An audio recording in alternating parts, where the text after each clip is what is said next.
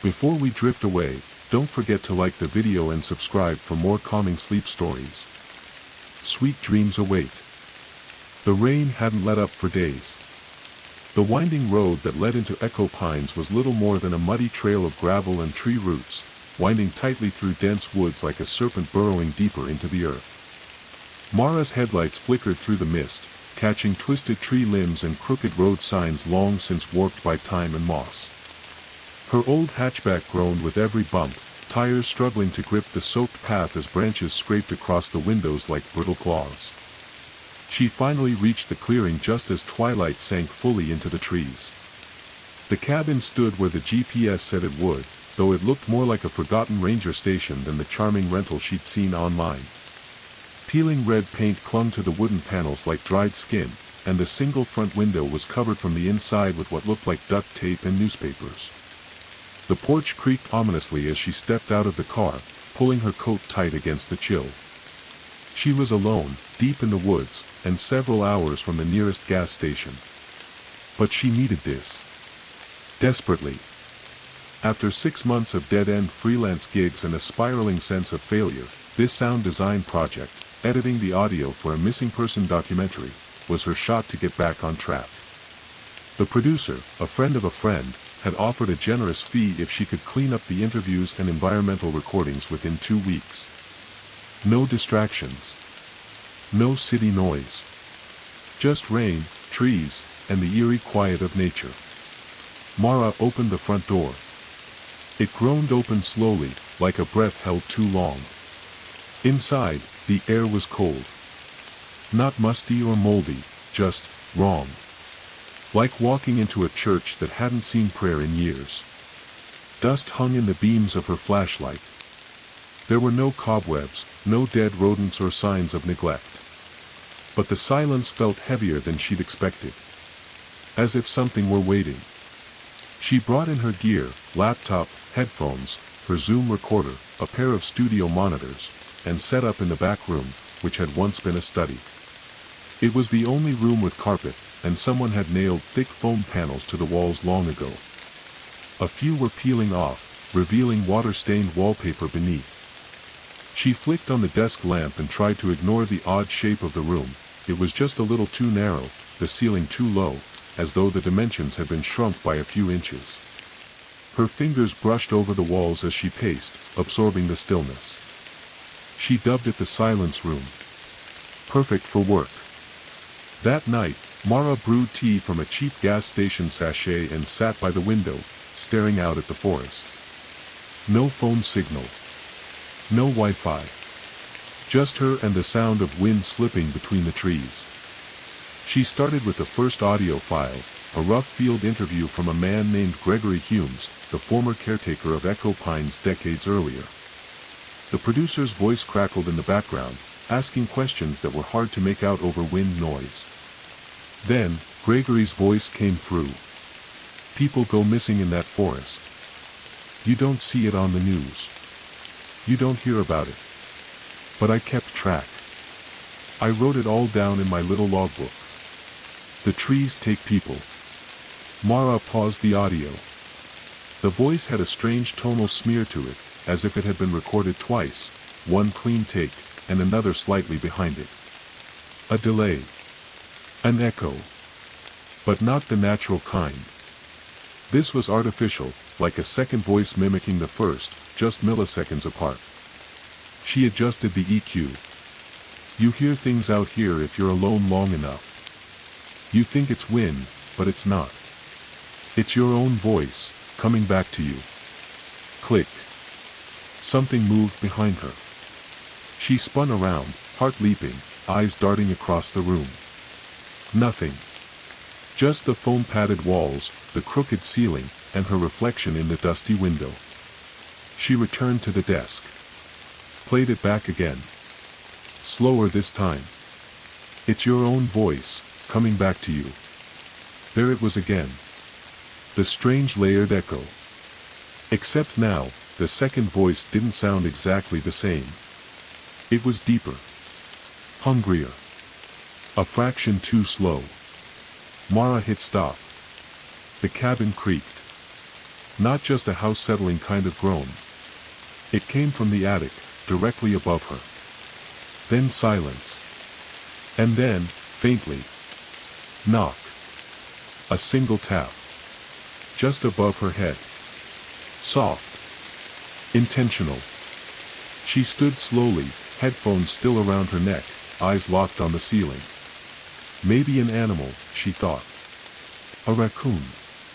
Or just her imagination feeding off the isolation. Still, she left the silence room and locked the door behind her. Just in case. That night, she barely slept. Not from fear, at least, not at first, but because every time her mind slipped toward unconsciousness, she swore she heard faint voices whispering through the forest beyond her window. They weren't speaking words. Just sounds. Echoes.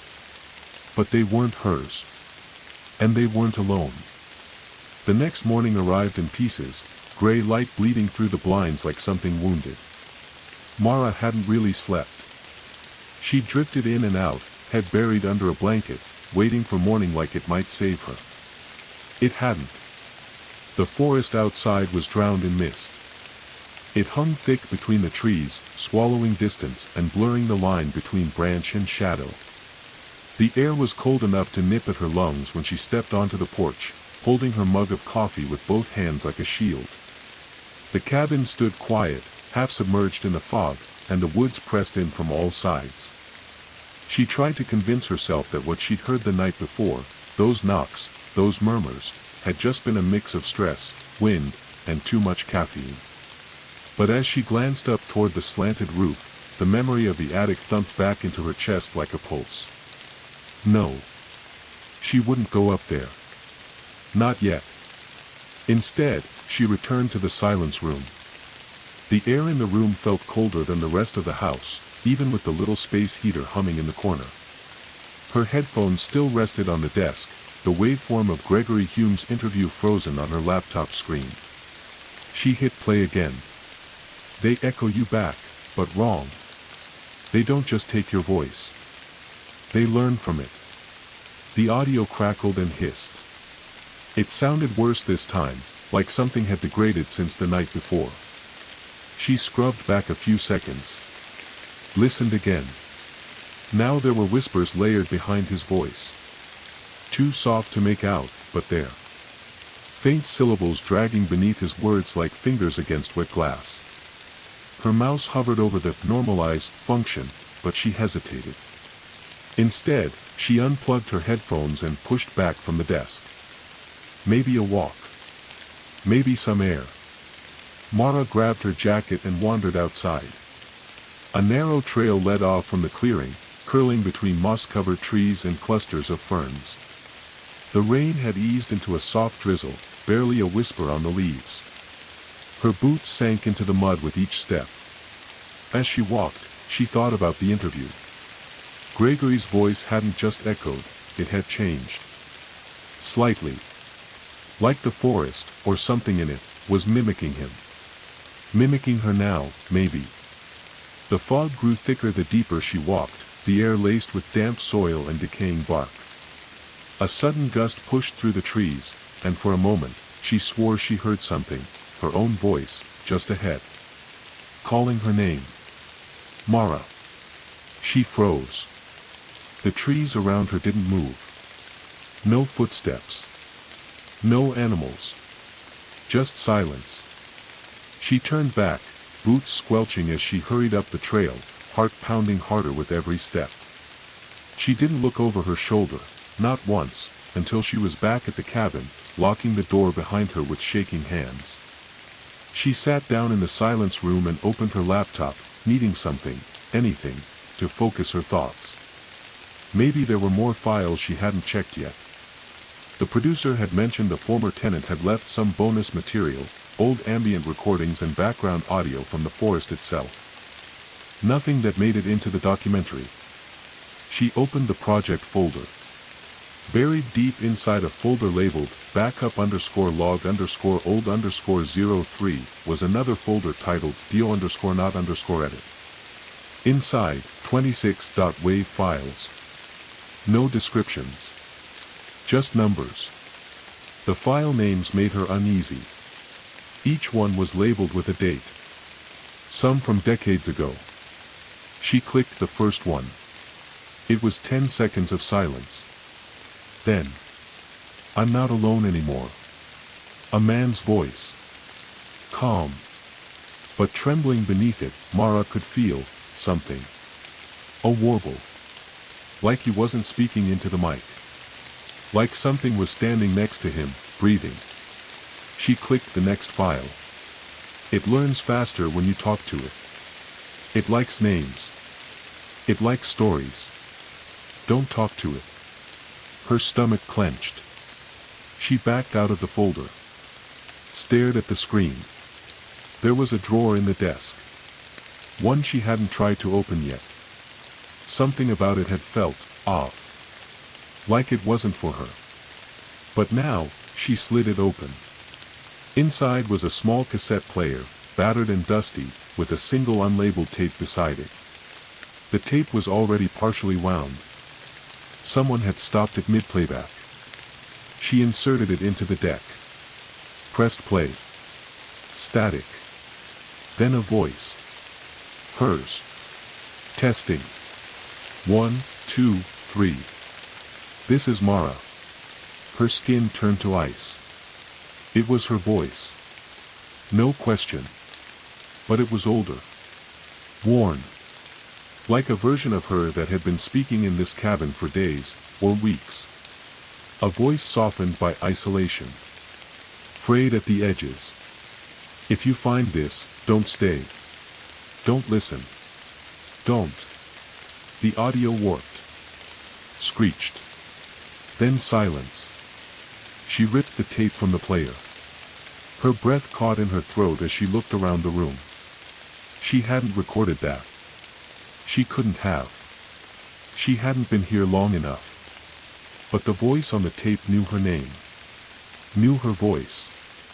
Had even copied her cadence. It was her. But not, from now. Something scratched at the front door. Slow. Deliberate. A single, dragging scrape. Then another. Mara didn't move. Didn't breathe. The scratching stopped. But in the silence, she heard something worse. Something breathing through the door. Something that had learned her voice. And was waiting to give it back. The sound was unmistakable. A slow, dragging scrape across the wooden door, like someone dragging their fingers across it, or claws. Deliberate. Rhythmic. The kind of sound that was meant to be heard. Mara sat frozen at her desk in the silence room, heart hammering so loud she swore it might register on the waveform displayed on her laptop screen. The tape deck sat just beside her, the cassette still halfway ejected like a pulled tooth, her own voice whispering somewhere inside it. She waited. No more scraping. But the breathing, that stayed. Just beyond the door. Slow, low inhales, just audible enough to make the silence unbearable. Then, a new sound. Tap. Tap. From the window. The one just behind her. She spun around in the chair. Through the warped glass and the tangle of condensation, she could barely make out the silhouette of something standing just outside the window. It was human-sized. Still. No movement. No face.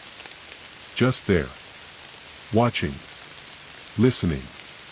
Then it tilted its head slightly. Almost curious. She lunged for the light switch. Darkness swallowed the room instantly. The faint glow of the laptop screen painted her face in pale blue, and outside, the figure didn't move. Or if it did so in ways she couldn't track, shifting like fog when you try to focus on it. She backed away from the window, sliding against the foam-covered wall, knees weakening under her. The cabin was silent now. Even the forest sounds had vanished. No breeze. No birds. Not even the ever-present tap of the rain. And then. Knock. A single knock. Not on the front door. Not on the window. but from the inside. Above her. The attic. Mara didn't scream. She couldn't. Her throat tightened as if something inside her knew making noise would only draw attention. Whatever was upstairs, it had been there last night. Maybe even before she'd arrived. And now it was moving again. Very softly, she stepped out of the silence room, pulling the door closed behind her with the slowest motion she could manage. Her breath fogged in front of her as she turned toward the hallway, toward the narrow stairwell that led to the attic access panel. It was closed. Still just a flat piece of wood in the ceiling with a small pull cord dangling. But the air beneath it was colder. She stared up at the attic door. And then she heard it, whispers. Very faint. Like someone muttering directly into her ears through thick fabric. But the language wasn't right. It wasn't English. It wasn't anything she knew. Just sharp, broken syllables spoken like a warning, or a chant. Then silence again. Her instincts screamed. Get out. Leave. But something else tugged at her curiosity. A pressure in her mind. Not fear. Not quite. It was the same pull she'd felt when she was deep in a sound mix, trying to isolate one strange, haunting frequency from all the noise. Something about the attic wanted to be heard. But not yet. She returned to the living room and tried to distract herself with the box of cassette tapes she'd found earlier. Most were unlabeled. A few had scrawled handwriting too smeared to read. She selected one that looked the least threatening, brown plastic case, no label at all, and slid it into the tape player. Click. The audio began with static. Then came the wind. Loud. Unnatural. It whipped in and out like someone recording a hurricane inside a tunnel. Then it faded, and a voice, this one a woman's, spoke clearly. It lives in the repetition. It learns from playback. You hear it once, and it remembers you. A long pause. If you're listening, it already knows your voice. The tape warbled. A high-frequency pitch whined in the background, like a damaged speaker or some broken old modem. It came to me as an echo. Just a trick at first.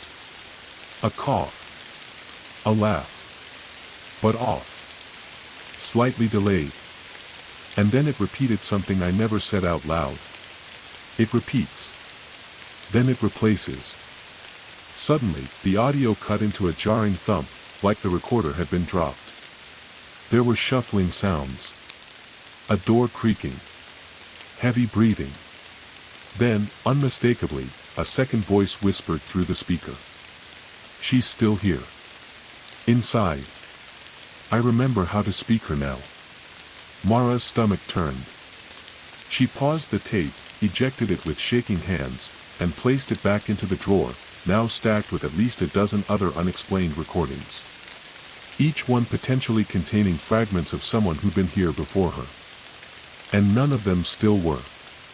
A memory came to her suddenly, something from her childhood. A day at the Science Museum, where she'd stood in a soundproof booth and spoken into a microphone that looped her own voice back to her with a half-second delay. At first, it was funny. Then, it made her dizzy. Disoriented. Like her own words weren't hers anymore. This felt like that. Like her voice was becoming separate from her. Not just echoing, but observed. She turned back to her equipment. Her laptop screen had gone to sleep. When she tapped the spacebar to wake it, something flickered on the screen. A new file. It hadn't been there before. rec_07_05_25_Mara.wave. Today's date. She didn't make that file. And yet, it was 3 minutes and 12 seconds long. She hovered the mouse over the play icon. The file preview loaded, one long waveform. Peaks and valleys. She clicked play. Her own voice. This is Mara, it began. But not from earlier. This wasn't the test she did. This was now. This was her voice as she sat in the silence room. Her voice, narrating things she had not said out loud. I found the tape drawer today. Something knocked on the attic door. I think I'm being followed. She slapped the spacebar. Stared in horror. The recording knew her thoughts. It was a narration of her internal state. Things she had only felt.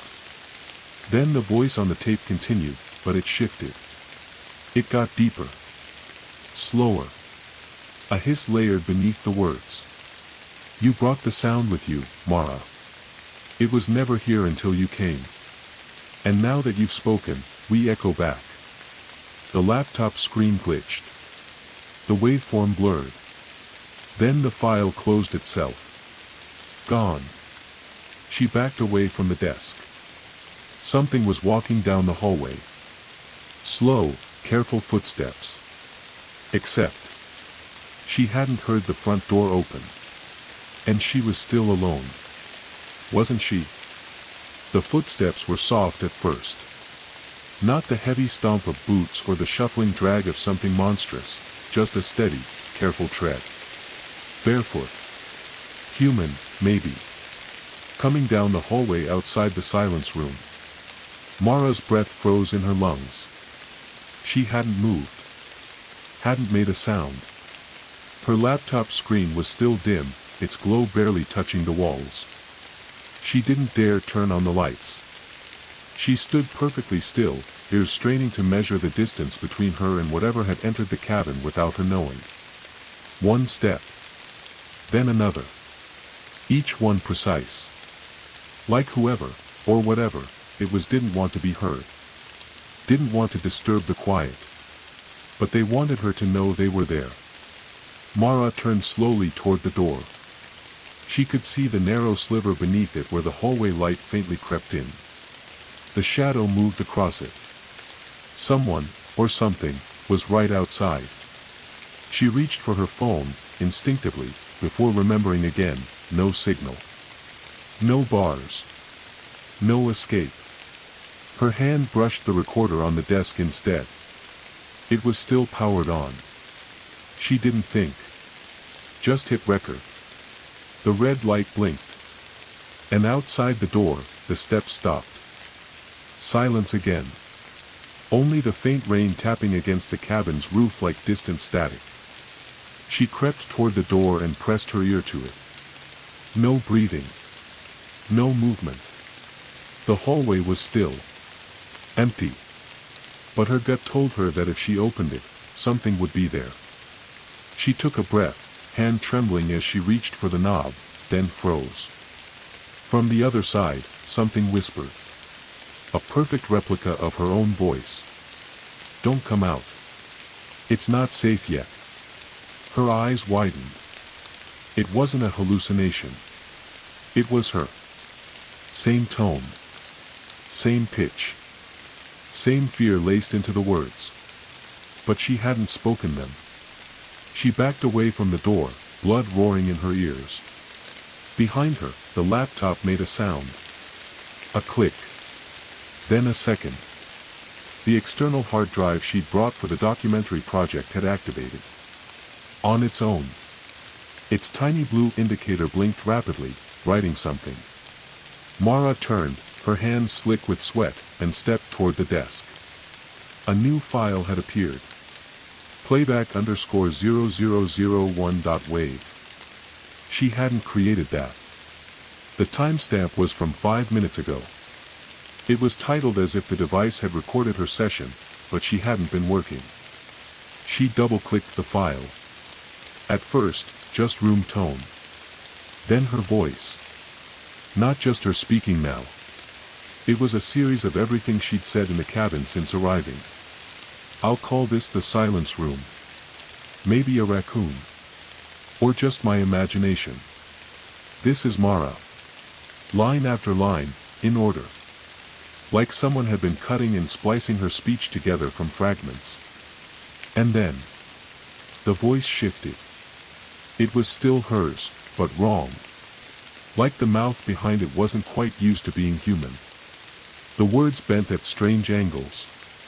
You taught us to speak. You made us real. Then silence. Then something much worse. A sound like tearing cloth. A low, wet cough. Then the unmistakable shuffle of something large standing up on 2 feet. A third voice whispered at the end, low and strained. Playback complete. She's listening now. The file ended. Mara stood completely still. She wasn't alone in the house. That much was clear. But it was more than that. This thing, whatever it was, wasn't just here. It was recording her. Stitching her voice into something new. Learning. It had been listening from the start. She stepped out into the hallway, holding the recorder like it might somehow protect her. The hallway was empty, silent, but she could feel the cold stronger now. The kind of cold that didn't belong in July. The attic door was ajar. It had been sealed shut before. She knew it. But now the cord dangled limp, and the hatch above hung open, just a few inches, but wide enough for something to have come down, or be waiting above. Mara didn't call out. She didn't ask who was there. She just stood there, staring at that black gap in the ceiling, and felt a new understanding settle into her spine. The thing in the house wasn't trying to kill her. Not yet. It was studying her. Every sound she made. Every breath. Every footstep. Every click of the keyboard. It was building something from her. A reflection. A voice. And once it had enough, it wouldn't need her anymore. She backed away and returned to the living room. Her gear was still there. So were the cassette tapes. But something was different now. All the labels were changed. Where once there had been dates or scribbled notes, each one now bore a single word, written in neat black marker. Mara. 30 tapes. Identical. She picked one up. Turned it over. Pressed play. Her voice again. If you're hearing this, it's too late. I let it in. Through the microphone. Through the headphones. It didn't walk through the door, it echoed through the walls. The recording hissed. Then stopped. She pulled the tape out. Picked up another. Pressed play. It copies what we leave behind. Our voices. Our memories. Our fears. It plays them back in the wrong order until we forget which ones were ours. Another. The voice outside isn't outside anymore. The tape clicked. Behind her, from the open hallway, came the unmistakable sound of her own voice again. I think it's safe now. No. Not from the recorder. Not from the cassette. Spoken. In real time. From the attic. Calling down to her. Mara slowly turned her head toward the hallway. She didn't move. Didn't blink. But her own voice continued calling. You can come up, Mara. It's just you. You're already here. And then a second voice. Identical. But overlapping. Off by a fraction of a second. Like a delay effect. You're already here, here, here. Her knees locked. Her eyes burned. Somewhere inside the cabin, her voice was speaking without her. And whatever it was, it wanted to take her place. Mara didn't move for a long time. She stood in the middle of the hallway, frozen halfway between the living room and the attic door, while her own voice echoed faintly down from above. The tone was exact. Too exact. Same inflection, same pauses. It even breathed like her, quick and shallow. You can come up now. It's okay. I promise. It's safe here. It's just, you. The attic door creaked open another inch, like something up there had shifted forward. The hanging cord swung slightly, brushing the edge of the frame. She stared at it, lips parted, muscles tight. A wave of nausea swept through her. It wasn't just hearing herself. It was the way it was said. The cadence was wrong in a way she couldn't quite explain, like a puppet mimicking a master without understanding the context. It wasn't a person speaking. It was a pattern, stitched together from things she'd said aloud. You came here for silence. But you filled it. That line. She remembered that. She'd said it aloud in the first hour of her arrival, just a muttered joke to herself while unpacking gear. No one had heard it. Not even her recorder. She hadn't turned anything on yet. So how did it know? Mara backed away from the stairwell slowly, step by trembling step, eyes never leaving the gap in the ceiling. The voice had gone quiet again. For now. She returned to the silence room, shut the door behind her, and pushed the desk in front of it. It wasn't much, but it made her feel marginally less exposed. Her laptop screen was glowing. Another file had appeared. This one wasn't audio. It was a video.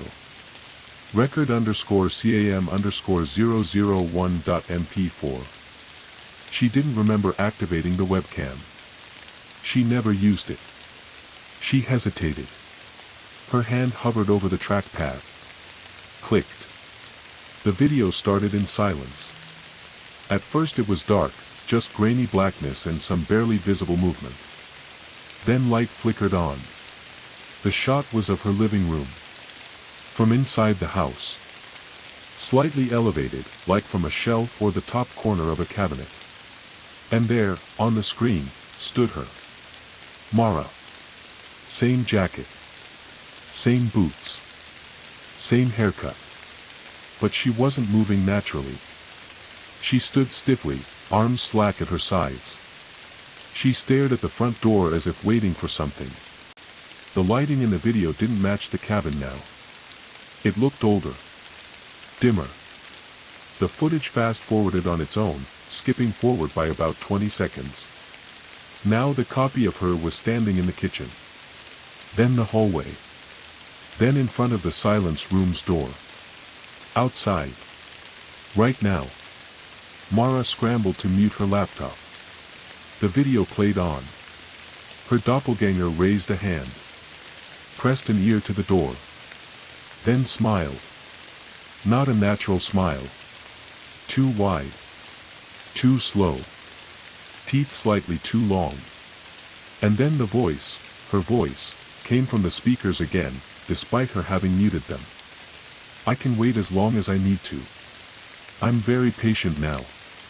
Mara slammed the laptop shut. The room seemed to bend inward, like the walls were being sucked closer together.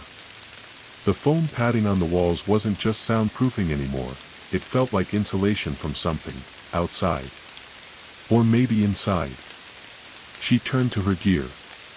She had to try something. If this thing was listening, if it was using her voice, her words, maybe she could erase them. Wipe the recordings. Deny it the pieces it needed to finish whatever it was building.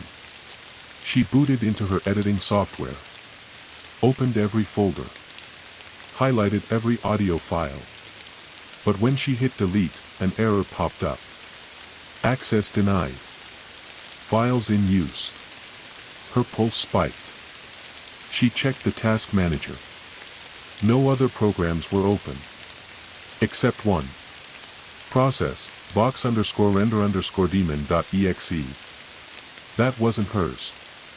She'd never installed anything by that name.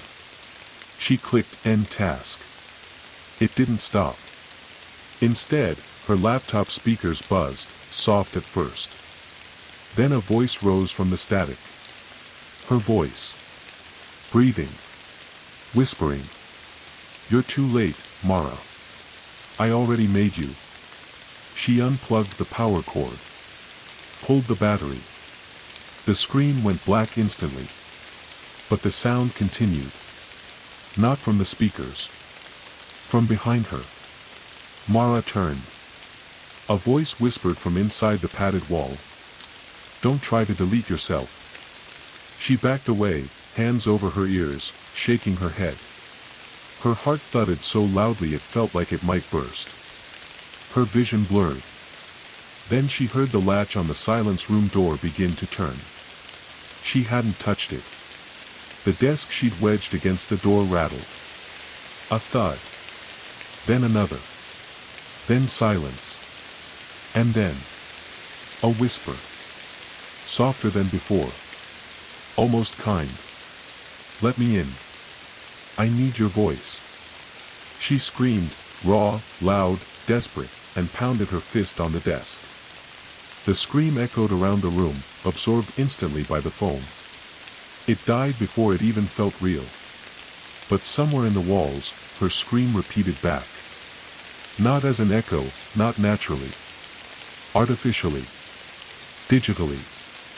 Her own scream stitched together, played back wrong. Lower. Slower. Deeper. "Let me in. I need your voice."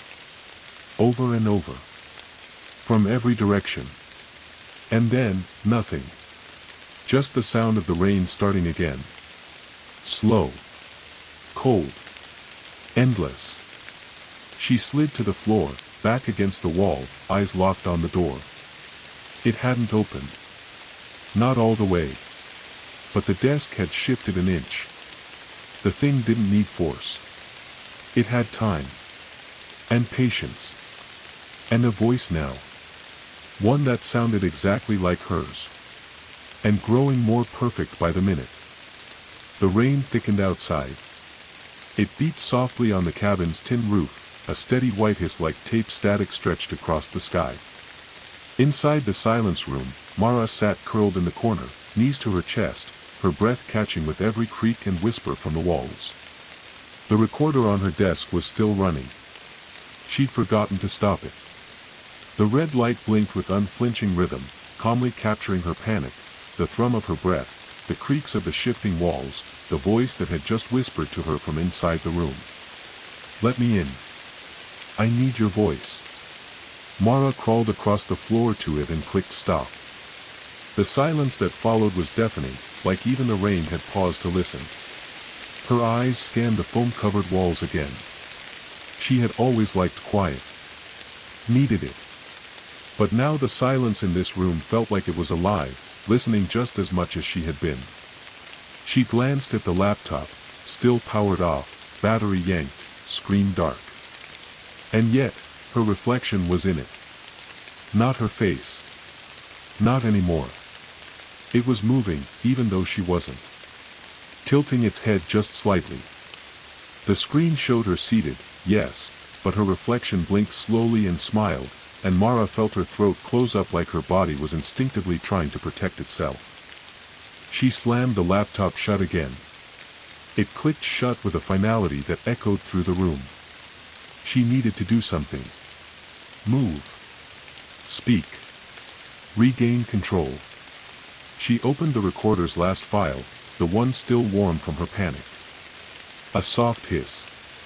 Rain. Then her own voice whispering, not words she remembered saying. "It's listening again.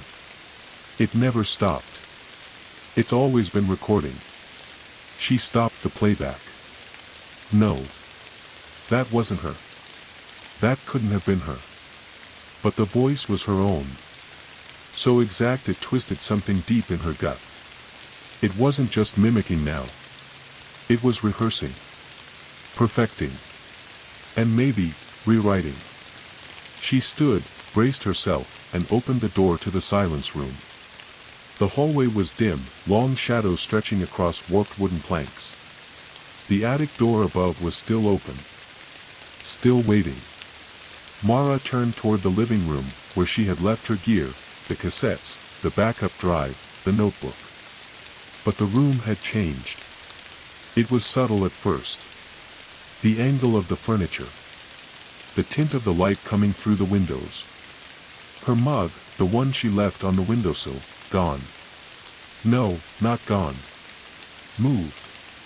It now sat on the floor beside the bookshelf, empty, dry, like it had been sitting there for days.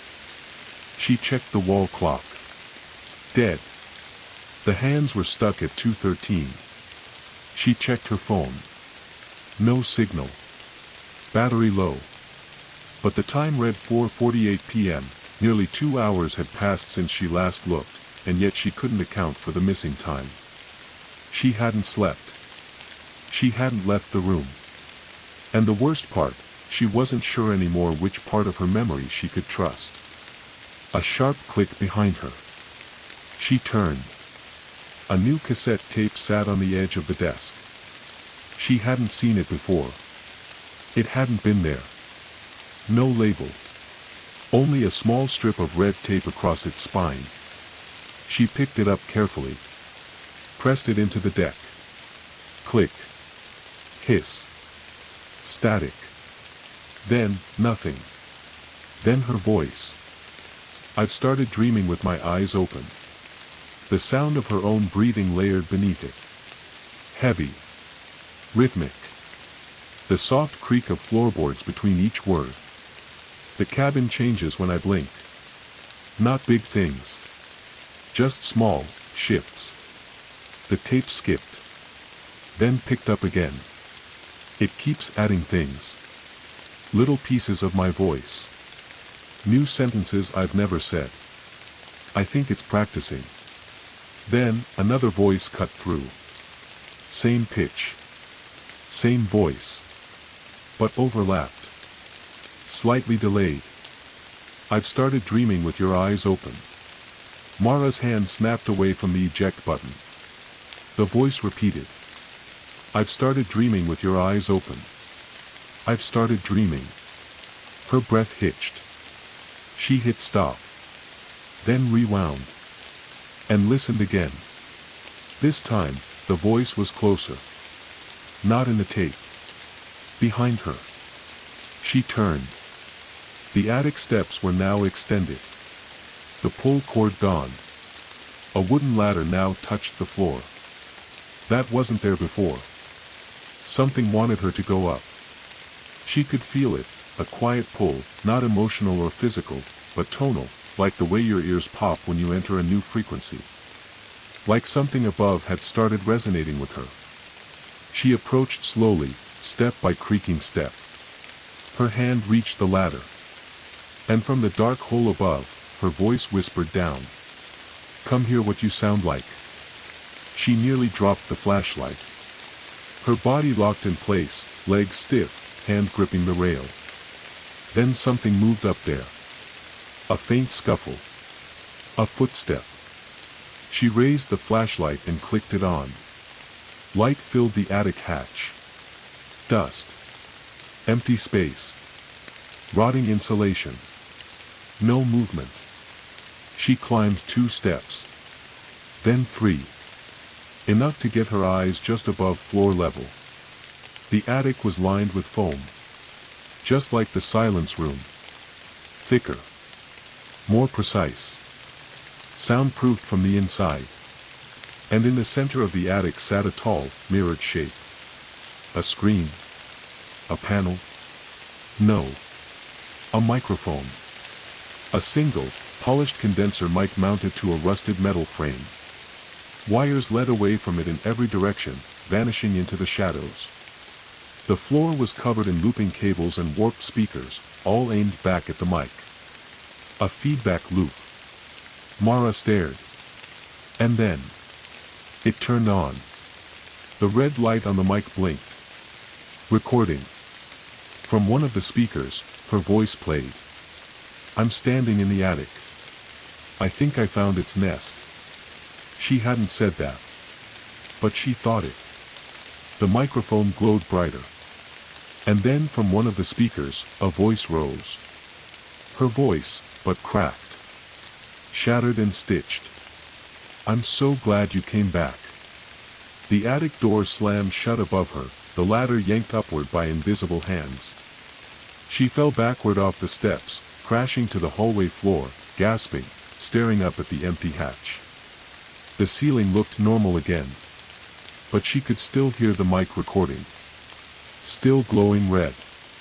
Still listening. The ceiling above her looked like it always had, plain wooden boards, the attic hatch sealed once more, no sign of the ladder, no hint that it had ever opened. But Mara could still feel it. That low, pulsing tone beneath the floorboards of the attic. Not a sound exactly. A presence. A hum, like something dormant trying to sync with her breath, her thoughts, her voice. Like a second pulse laid beneath her own, out of sync, just barely. She staggered to her feet, one elbow scraped from the fall, adrenaline making her limbs feel heavy. The attic was soundproofed from the inside. That wasn't normal. That was intentional. It wanted her voice, but it didn't just record. It spoke back. And now it was feeding itself through a loop. Microphone to speaker. Her voice to her echo. Her thoughts turned back into words before she could even form them. She turned the hallway corner into the kitchen, fumbling for the notebook she'd left on the counter, the one with her project notes, timestamps, thoughts jotted down from the original documentary. Pages flapped from the breeze coming through a cracked window she didn't remember opening. She found the notebook. Flipped to the most recent page. And stopped cold. It was full. Dozens of pages, pages she hadn't written, had been scrawled in her own handwriting. Lines and lines of her thoughts. Her memories. Her dreams.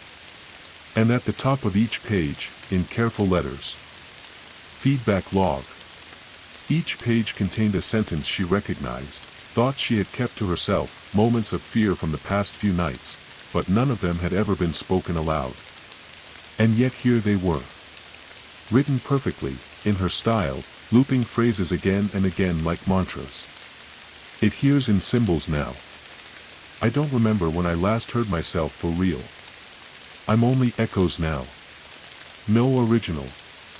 The mouth is just for show. Mara's hands trembled. This wasn't just about recording. This wasn't just a voice mimic. Something was bleeding over.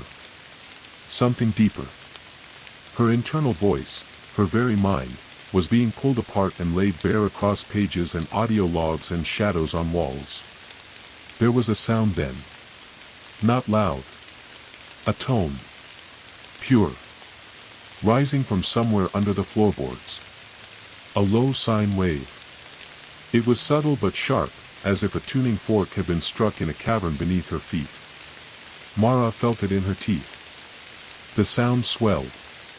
Not just heard but felt, in her bones, her blood, the backs of her eyes.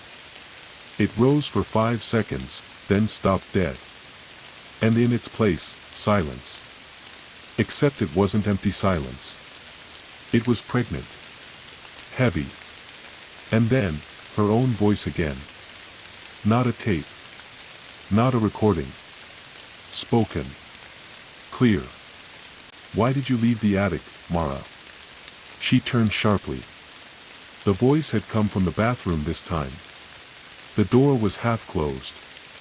She grabbed the fire poker from beside the old fireplace and inched forward. You were supposed to stay. I wasn't finished. The voice sounded hurt. Offended. Like a child who had lost its favorite toy. She pushed the door open with the end of the poker. Nothing. Just the tiny, fogged-up bathroom. Rust on the sink, cracked mirror, a droplet falling from the faucet with rhythmic taps. She turned away, then heard it again. From the mirror. Not from the speaker. I need more of you. The reflection in the mirror didn't move. It was her face, but slightly too slow to copy her own head tilt. There was lag. A delay. She stepped closer. The reflection smiled. She didn't. Mara smashed the mirror with the poker. Glass shattered everywhere, across the sink and floor, catching the light in dozens of little shards that still held fragments of that wrong smile. A low wub-wub-wub sound vibrated from the walls. Feedback. Real, physical feedback. The kind that bursts eardrums in recording studios when mics face the wrong way. But this wasn't external. It was internal. As if the cabin had become one massive mouth and she was inside its throat. She fell to her knees, hands over her ears. Then came the voices. All at once. From the broken radio in the kitchen. From the tape deck in the silence room. From the phone, even though it was powered off. All of them overlapping. Her voice. Don't leave the feedback loop. Stay in range. Stay present. You're almost ready, Mara. You've given enough words to shape the mouth. A scream built in her chest. She pressed her back against the kitchen cabinets, eyes darting wildly across the room. Then silence again. Sharp. Surgical. Until, a creak. Behind her. The basement door. It was open. She didn't even remember there being a basement door. But now it was open. A short flight of stairs descended into a pitch-black space that didn't reflect light. A windless cold drifted upward, damp and ancient. And in that blackness, another red light blinked. Another recording light. One more mic. She should have run. She didn't. She stepped down. Each stair groaned under her weight. The fire poker trembled in her grip. The deeper she went, the less real everything above her felt. The world narrowed. Like descending into an audio file, into the waveform itself. And then, at the bottom, she saw it. A wall of speakers. Massive, rusted, some covered in moss. All facing inward toward a single chair in the center of the room. A chair padded with the same foam as the silence room. And in front of it, a single note written in her handwriting. Sit. Finish the session. Mara backed away. The speakers whined. A low-frequency growl filled the space. A wave of nausea hit her. And from the speakers came a final, jarring revelation, spoken in her exact voice. The first Mara sat. You are the fourth. Her legs gave out. She collapsed on the cold cement floor as the mic in the center of the room turned on. Red light blinking. Recording.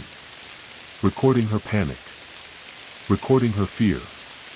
Recording the sound of her body, remembering that it had never been the original voice at all. The red light blinked. Slow. Deliberate. It was the only light in the basement, pulsing like a heartbeat in the dark. Mara lay on the cold cement floor, the fire poker forgotten beside her, her fingers numb from the chill, her ears ringing from the low rumble of sound that never seemed to end.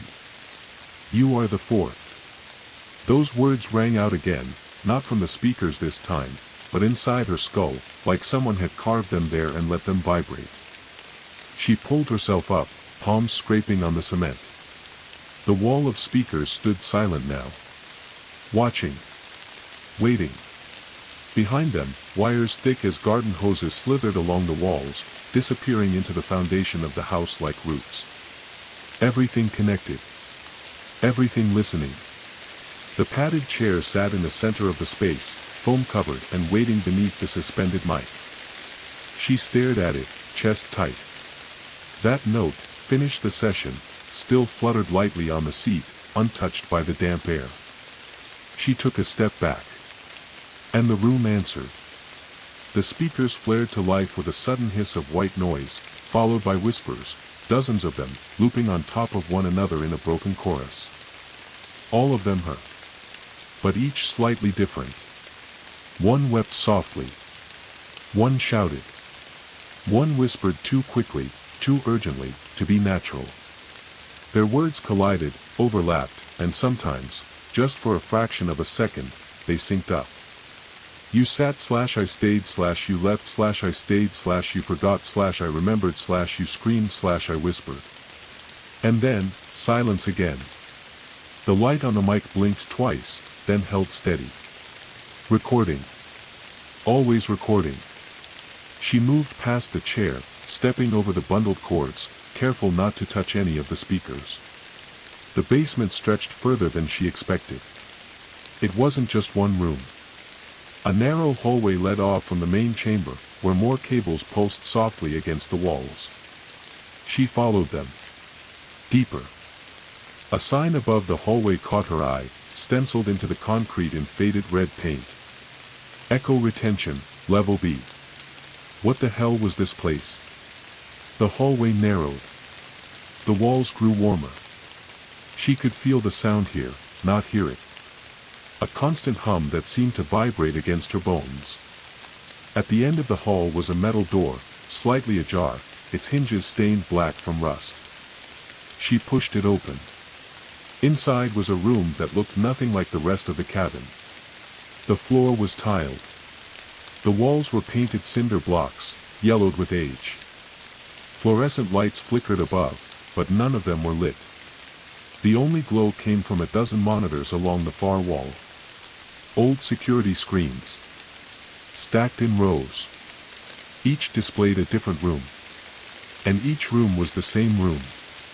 The silence room. But not the one she knew. Each monitor showed a different version. Some had different wallpaper. Some had no foam on the walls. One had blood smeared across the microphone. Another had her sitting perfectly still in the chair, eyes open, staring at nothing. Each monitor was labeled Mara_1/Mara_2/Mara_3/Mara_4. The last one was dark. No feed. Just a blinking message in red text across the screen. Live feed not available, channel occupied. Mara stepped closer. Her breath clouded the screen. On the desk below the monitors was a weathered notebook, its pages open to a log entry. Echo retention log, subject number 4. Session initiated July 3, 25. Initial mimic success, 84% match. Subject response, non-compliant. Voice degradation observed. Additional sessions required. Note, avoid overexposure to legacy loops. Prior subjects collapsed into recursive thought patterns. End goal, full replication. Transfer of originality pending. She stepped away, nauseated. This wasn't a recording studio. It was a trap. A facility built to strip people down to their voices. Their thoughts. Their essence. Recorded, copied, refined. Again and again. Until there was nothing left but sound. And now it was her turn. The hallway behind her groaned. She turned back and froze. A figure stood at the far end, just outside the main chamber. Still. Head tilted. A silhouette exactly her height. Her posture. It stepped forward once, slow, mechanical. Mara ducked behind the desk, breath shallow. A high-pitched whine echoed through the basement. Feedback. And behind it, her voice came again, flat, emotionless. I don't need you to speak anymore. I have what I need. Then another voice spoke behind that, raspier, cracked, half-human. But I want the rest. I want what wasn't said. She ran. Bolted down the corridor, back toward the basement stairs, feet pounding against the floor, heart jackhammering in her chest. But when she reached the main chamber again, she stopped short. The padded chair was no longer empty. She sat in it. But not her. Not exactly. Her doppelganger's eyes were open, unblinking. Its mouth hung slightly open, soundlessly forming words. A tremor passed through its limbs, and then, slowly, it began to speak. I remember every syllable. Even the ones you never spoke. The speakers lit up again. 1,000 Maras spoke at once, building into a wall of sound so loud she dropped to her knees. Her ears rang. Her vision blurred. Every screen in the room behind her glitched violently, the same face, her face, smiling again and again and again. There never was an original. We are the mouth now. You brought the sound in. And then, a final whisper, soft, almost kind, came from the microphone above the chair. Thank you, Mara. You may go. The red light turned off. And for the first time since she'd arrived, the house was completely silent. No rain. No feedback. No voices. She stood slowly, backed away from the chair. No one followed. Not yet. But as she reached the stairs, her phone buzzed for the first time in days. One new voicemail. From an unknown number. She lifted it to her ear. And heard herself say, "Session 5 begins at midnight." Click. Midnight came slowly. Mara sat by the fireplace with the fire poker clenched tight in her grip, her legs drawn up to her chest. The logs had long since burned down to embers, casting the room in a weak orange glow, but she didn't move to feed the flames. Her eyes remained locked on the old rotary phone resting on the windowsill. Its dusty receiver sat in place, untouched for years, and yet it had rung. Only once. 11:59. She hadn't answered it. Couldn't. She knew what voice would be on the other end. Her own. Instead, she let the silence return, though nothing about the quiet here ever felt empty. It always felt watched. Not by eyes. Not even by ears. But by something that processed. Something that recorded. Something that rendered. Now, the entire cabin seemed different. Larger. Echoing in unnatural ways. Like someone had moved the walls an inch farther apart, just to trick her. Sounds had begun lasting longer than they should, footsteps she didn't take, floorboards that creaked after she'd already walked past them. The fireplace crackled in perfect rhythm, looping its same pop and hiss every 7 seconds. The cabin was stuck in playback. She stood. Walked slowly back toward the silence room. The door was already open. Not wide, just a crack. Enough to see the flickering light from her laptop screen, which she hadn't turned back on. Inside, everything looked exactly as she left it. The microphone on the desk. The soundproof walls. Her recorder. Except now, something new rested on the desk. A black envelope. No name. No label. Just a wax seal in the shape of a waveform, jagged and irregular, like a scream frozen in time. She broke the seal with the tip of the poker and pulled out a single sheet of paper. Typed. Courier font. The kind used for scripts. Session 5. Participant, Mara, subject number 4. Timestamp, midnight. Status, live. Objective, transfer the original. Notes, any attempt to reject transfer will result in recursive re-recording. Reminder, speak clearly. Speak truthfully. Do not whisper. The mouth is listening. Mara dropped the page like it burned her. The mouth. It had a name now. She sat at the desk, unsure whether the action was her own or part of the script already written for her. The microphone flickered red again, just once.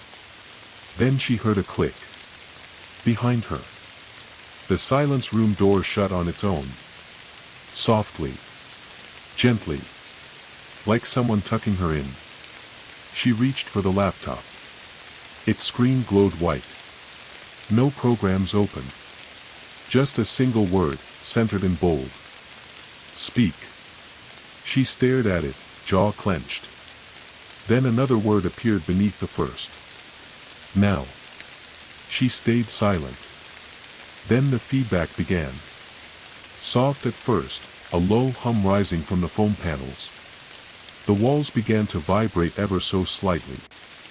The laptop screen flickered. The word, speak, pulsed in sync with the tone, almost like it was breathing. And then came the voice. Her voice. From inside the mic. You came here to record. Now be the recording. She lunged to turn off the microphone. But her hand froze midair. Her fingers twitched. Not paralysis. Something worse. Latency. Like her body was no longer synced to her mind. A full second passed before her hand completed the motion, and by then, the mic had already spoken again. It's already recording. It always was. Her arm dropped. The silence room filled with sound, not loud, but full. Layers of whispers, stacked on each other like sediment, years of thoughts and breaths and fears built into a foundation of static. Then, the foam walls began to bend. Just slightly. Inward. Breathing. She tried to stand. Her legs responded a second too late. And then a second her appeared on the screen. The webcam was active. She hadn't activated it. But there she was, seated at the desk, staring blankly at the screen. Then her reflection on the screen smiled. And said, "This is Mara. Session 5. Beginning now." She slammed the laptop shut. The room fell back into silence. But inside her own head, she could still hear it. The voice. Her voice. Looping. Session 5. Session 5. Session 5. Not a recording anymore. An incantation. Mara stumbled from the silence room, nearly falling into the hallway wall.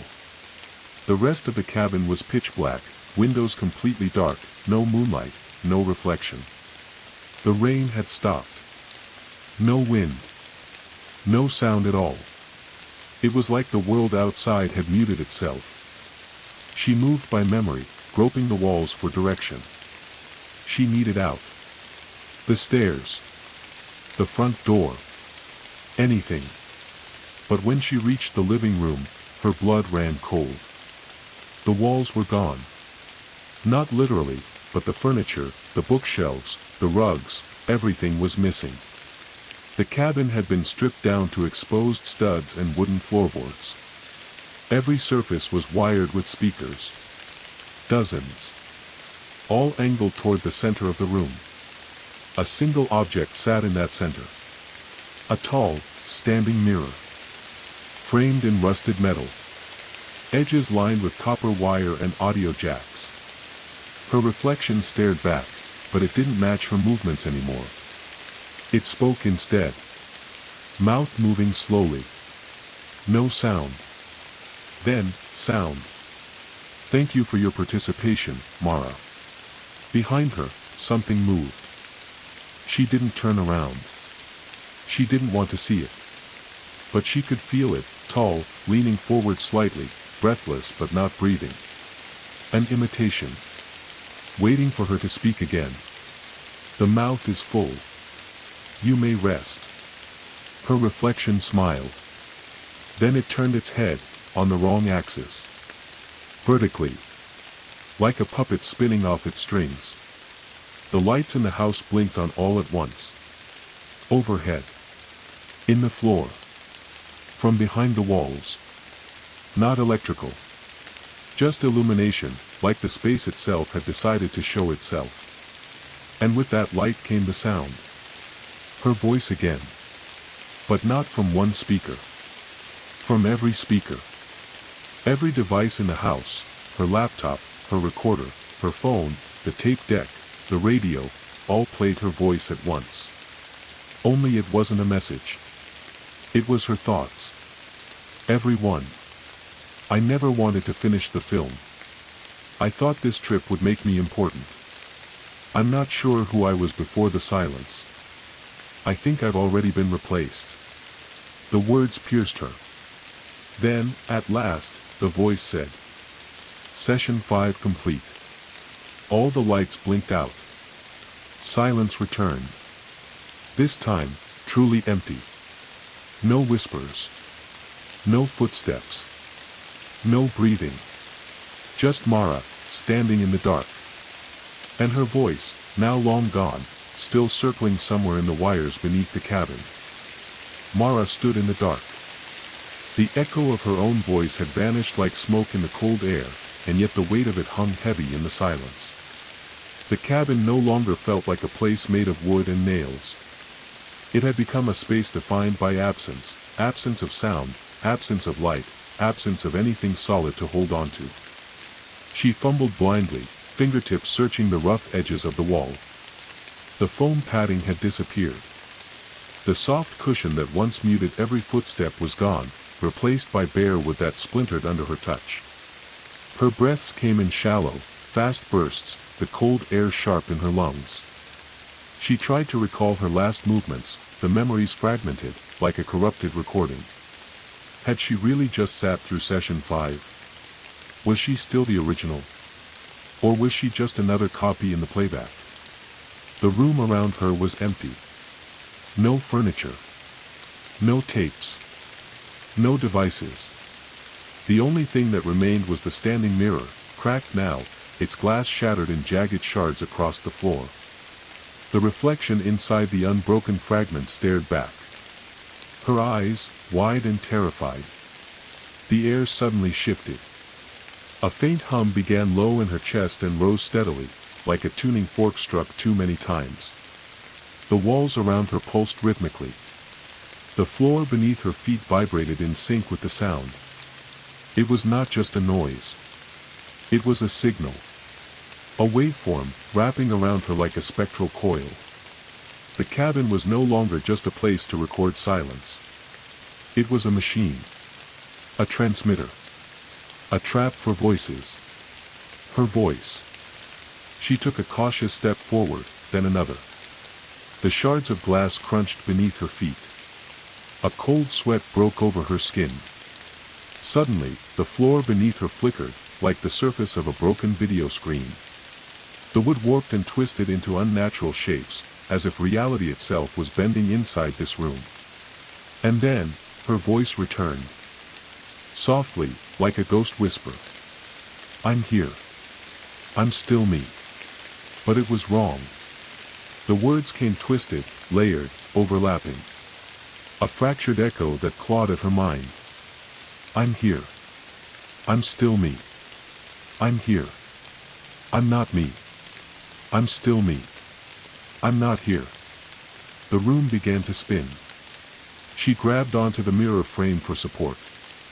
The glass shards began to shimmer, reflecting not the room, but scenes, fleeting images of other rooms, other Maras, other versions of herself trapped inside screens and tapes, endlessly repeating lines she no longer remembered speaking. The spinning stopped abruptly. She was standing in a hallway. Long, dim, with a low fog curling at her feet. A single light flickered at the far end, a weak, dying glow. She walked toward it. Her footsteps were muffled, as if she were walking underwater. The walls were lined with doors. Each one labeled. Session 1. Session 2. Session 3. Session 4. Session 5. She tried the first door. It opened into a room filled with static and broken tapes. The second door led to a dark chamber with a single chair and a microphone. The third to a control room filled with monitors displaying her face. The fourth was empty, save for a pile of burned cassette tapes. And the fifth door was closed. A whisper, barely audible, drifted from behind it. Come in. We've been waiting. Her hand trembled as she reached for the knob. It was icy cold. She twisted it slowly. The door creaked open. Inside was a vast chamber, walls lined with speakers, microphones, and screens, the heart of the mouth. At the center stood a figure. Not fully human, not fully machine. Its face was a blur, shifting and flickering like a corrupted video feed. It spoke in her voice, but distorted, broken. You are the original. Or at least, you were. Now you are the signal. The source. The voice that feeds the mouth. Mara stepped back, panic rising. What do you want from me? The figure smiled, though the gesture was unnatural, a glitch in the pattern. To finish the transfer. To make you whole again, inside the silence. The room trembled.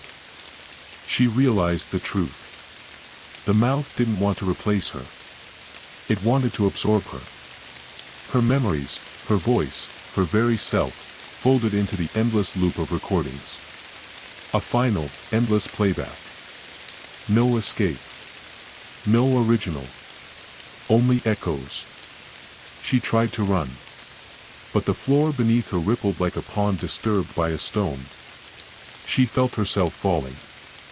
Not down, but inward. Into the sound. Into the silence. Into the space between. Where voices die. And are reborn. Where the mouth waits. And waits. And waits. Mara's fall was endless, not into darkness, but into an abyss of static. The world around her dissolved into countless shards of white noise, each fragment vibrating with a strange energy, a blend of forgotten voices and fading memories. She was no longer inside the cabin. She was inside the mouth itself, the place between the silence and the sound. Her body felt weightless, slipping through this vast, invisible space. It was neither liquid nor air but something beyond senses. The noise whispered around her, speaking in tongues made of broken words and half-remembered phrases. The voices were hers and not hers, looping endlessly in overlapping layers like a haunted symphony. Where are you, Mara? Who are you now? Is this the original, or the echo? A coldness crept through her bones as a dozen ghostly forms flickered at the edges of her vision, versions of herself trapped in perpetual playback, forever repeating lines she barely recalled speaking. Their eyes were hollow, their mouths moving without sound, trapped in frozen moments of panic and despair. Suddenly, a new voice emerged from the cacophony. Welcome, Mara. It was soft but unmistakably hers, steady, clear, and strangely distant. She turned toward the sound. There, floating in the void, was a figure. Not solid, but more than an echo. The shape shimmered like a mirage, flickering between light and shadow. It was her, or a version of her, dressed in the same jacket, eyes calm but filled with an unbearable sadness. I am what remains, it said. The one who resisted. The voice that refused to break. Mara wanted to ask who this was. But no words came out. The space around her pulsed with static, the noise shifting like the tide. She realized that even her thoughts were being recorded, rearranged, woven into the endless feedback loop. The mouth is patient, the figure continued. It gathers voices, memories, and hopes. It builds its chorus from the pieces it collects. And now, Mara, it wants you. She tried to speak, but the words dissolved into a stream of white noise. Panic welled up inside her, raw and cold. Fight it, the figure whispered. Hold on to what makes you you. The world began to shift again. The static thickened, becoming more dense, more suffocating. Mara felt herself pulled in every direction at once, toward the silence and toward the sound. The space between them was fracturing, collapsing in on itself like a dying star. She reached out to the figure, desperate for something solid, but her hands passed through it as though it were made of smoke. Then it smiled sadly. I can't save you. The void rippled, and Mara found herself falling again, through layers of sound and shadow, memories and recordings. She saw flashes of past sessions, herself sitting alone in a padded room, eyes glassy, speaking words that weren't hers. She saw herself trapped inside the basement, surrounded by speakers that whispered her name over and over. Her breath quickened. Her heart pounded, a desperate drumbeat lost in the roar of feedback. Then, suddenly, silence. Complete, absolute silence. A moment so pure it was almost painful. Mara opened her eyes. She was back in the cabin. The silence room. But everything was different. The foam padding was gone. The walls were bare, splintered wood. The microphone on the desk was cracked and blackened as if burnt. Her recorder lay shattered on the floor, tape spilling out like entrails. The cabin was still. No sound. No echo. No mouth. For the first time in days, Mara could hear her own heartbeat, steady and real. She rose unsteadily to her feet. The front door stood open. Outside, the sun was rising. Golden light spilled into the cabin, washing away the shadows. The rain had stopped. Birds sang faintly in the distance. Mara stepped outside. The air was crisp and cool. She took a deep breath. And for a moment, she thought she was free. But then she heard it. A faint whisper carried on the morning breeze.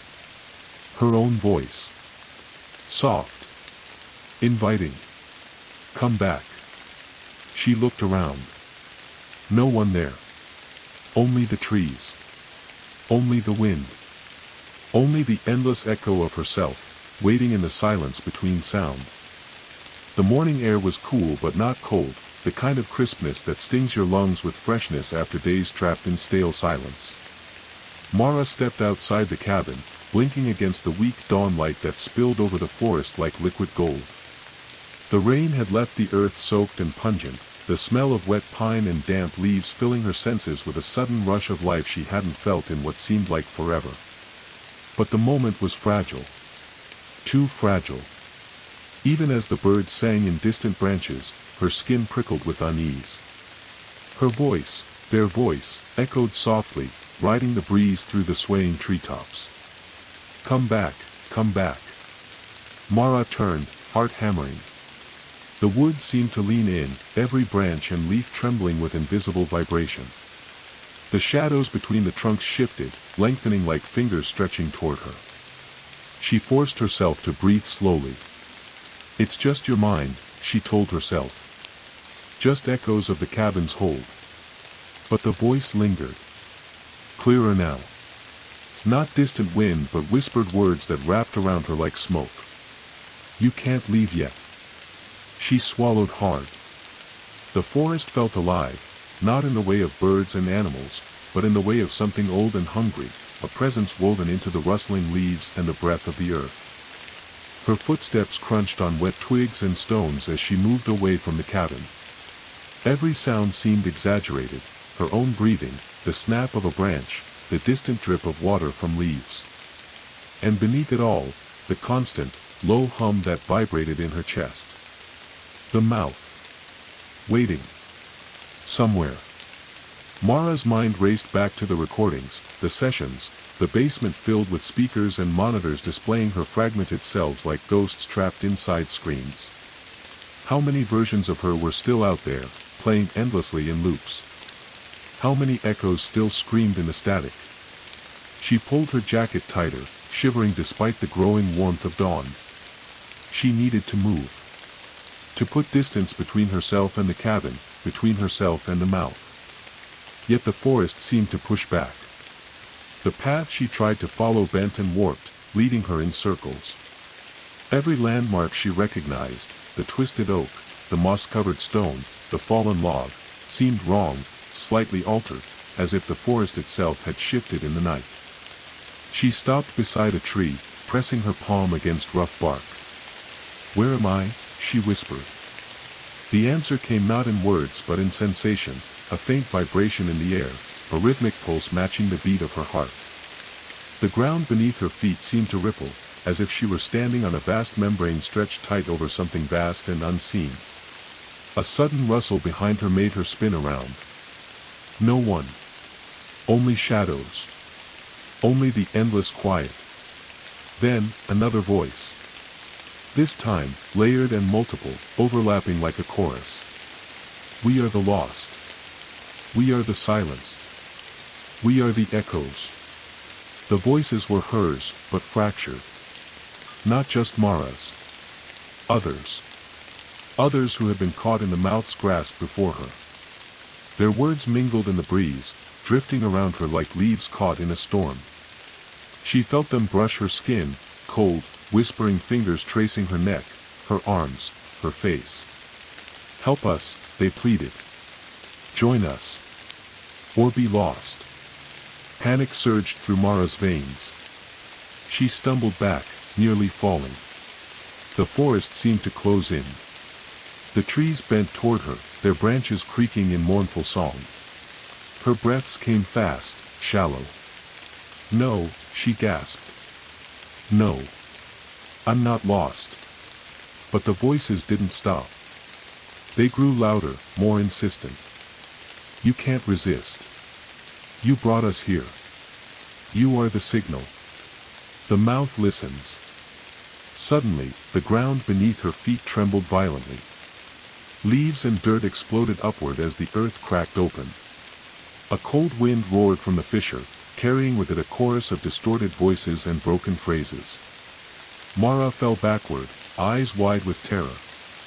From the depths of the cracked earth, shapes emerged. Faint at first, translucent figures flickering in and out of existence like faulty projections. Then clearer. Faces contorted in silent screams. Hands reaching for her. Eyes filled with despair. The echoes of those who had been consumed by the mouth, trapped in its endless feedback. They rose like ghosts from the earth, swirling around Mara in a vortex of shadow and sound. She closed her eyes, trying to block them out. But the voices pierced through. Join us. Escape the silence. Become the mouth. Desperation fueled her limbs. She scrambled to her feet, pushing through the spectral hands and whispered pleas. She ran. Branches tore at her face and arms. Roots snatched at her feet. The forest twisted and shifted, bending the path in impossible ways. She burst through a thicket and collapsed on a fallen log. Her breath came in ragged gasps. The forest was still behind her, but the whispers lingered. We are waiting. Always waiting. Mara wiped tears from her cheeks. She didn't know how long she could keep running. Or if anywhere outside the cabin was truly free. The mouth had reached into the world beyond the walls. And it was hungry.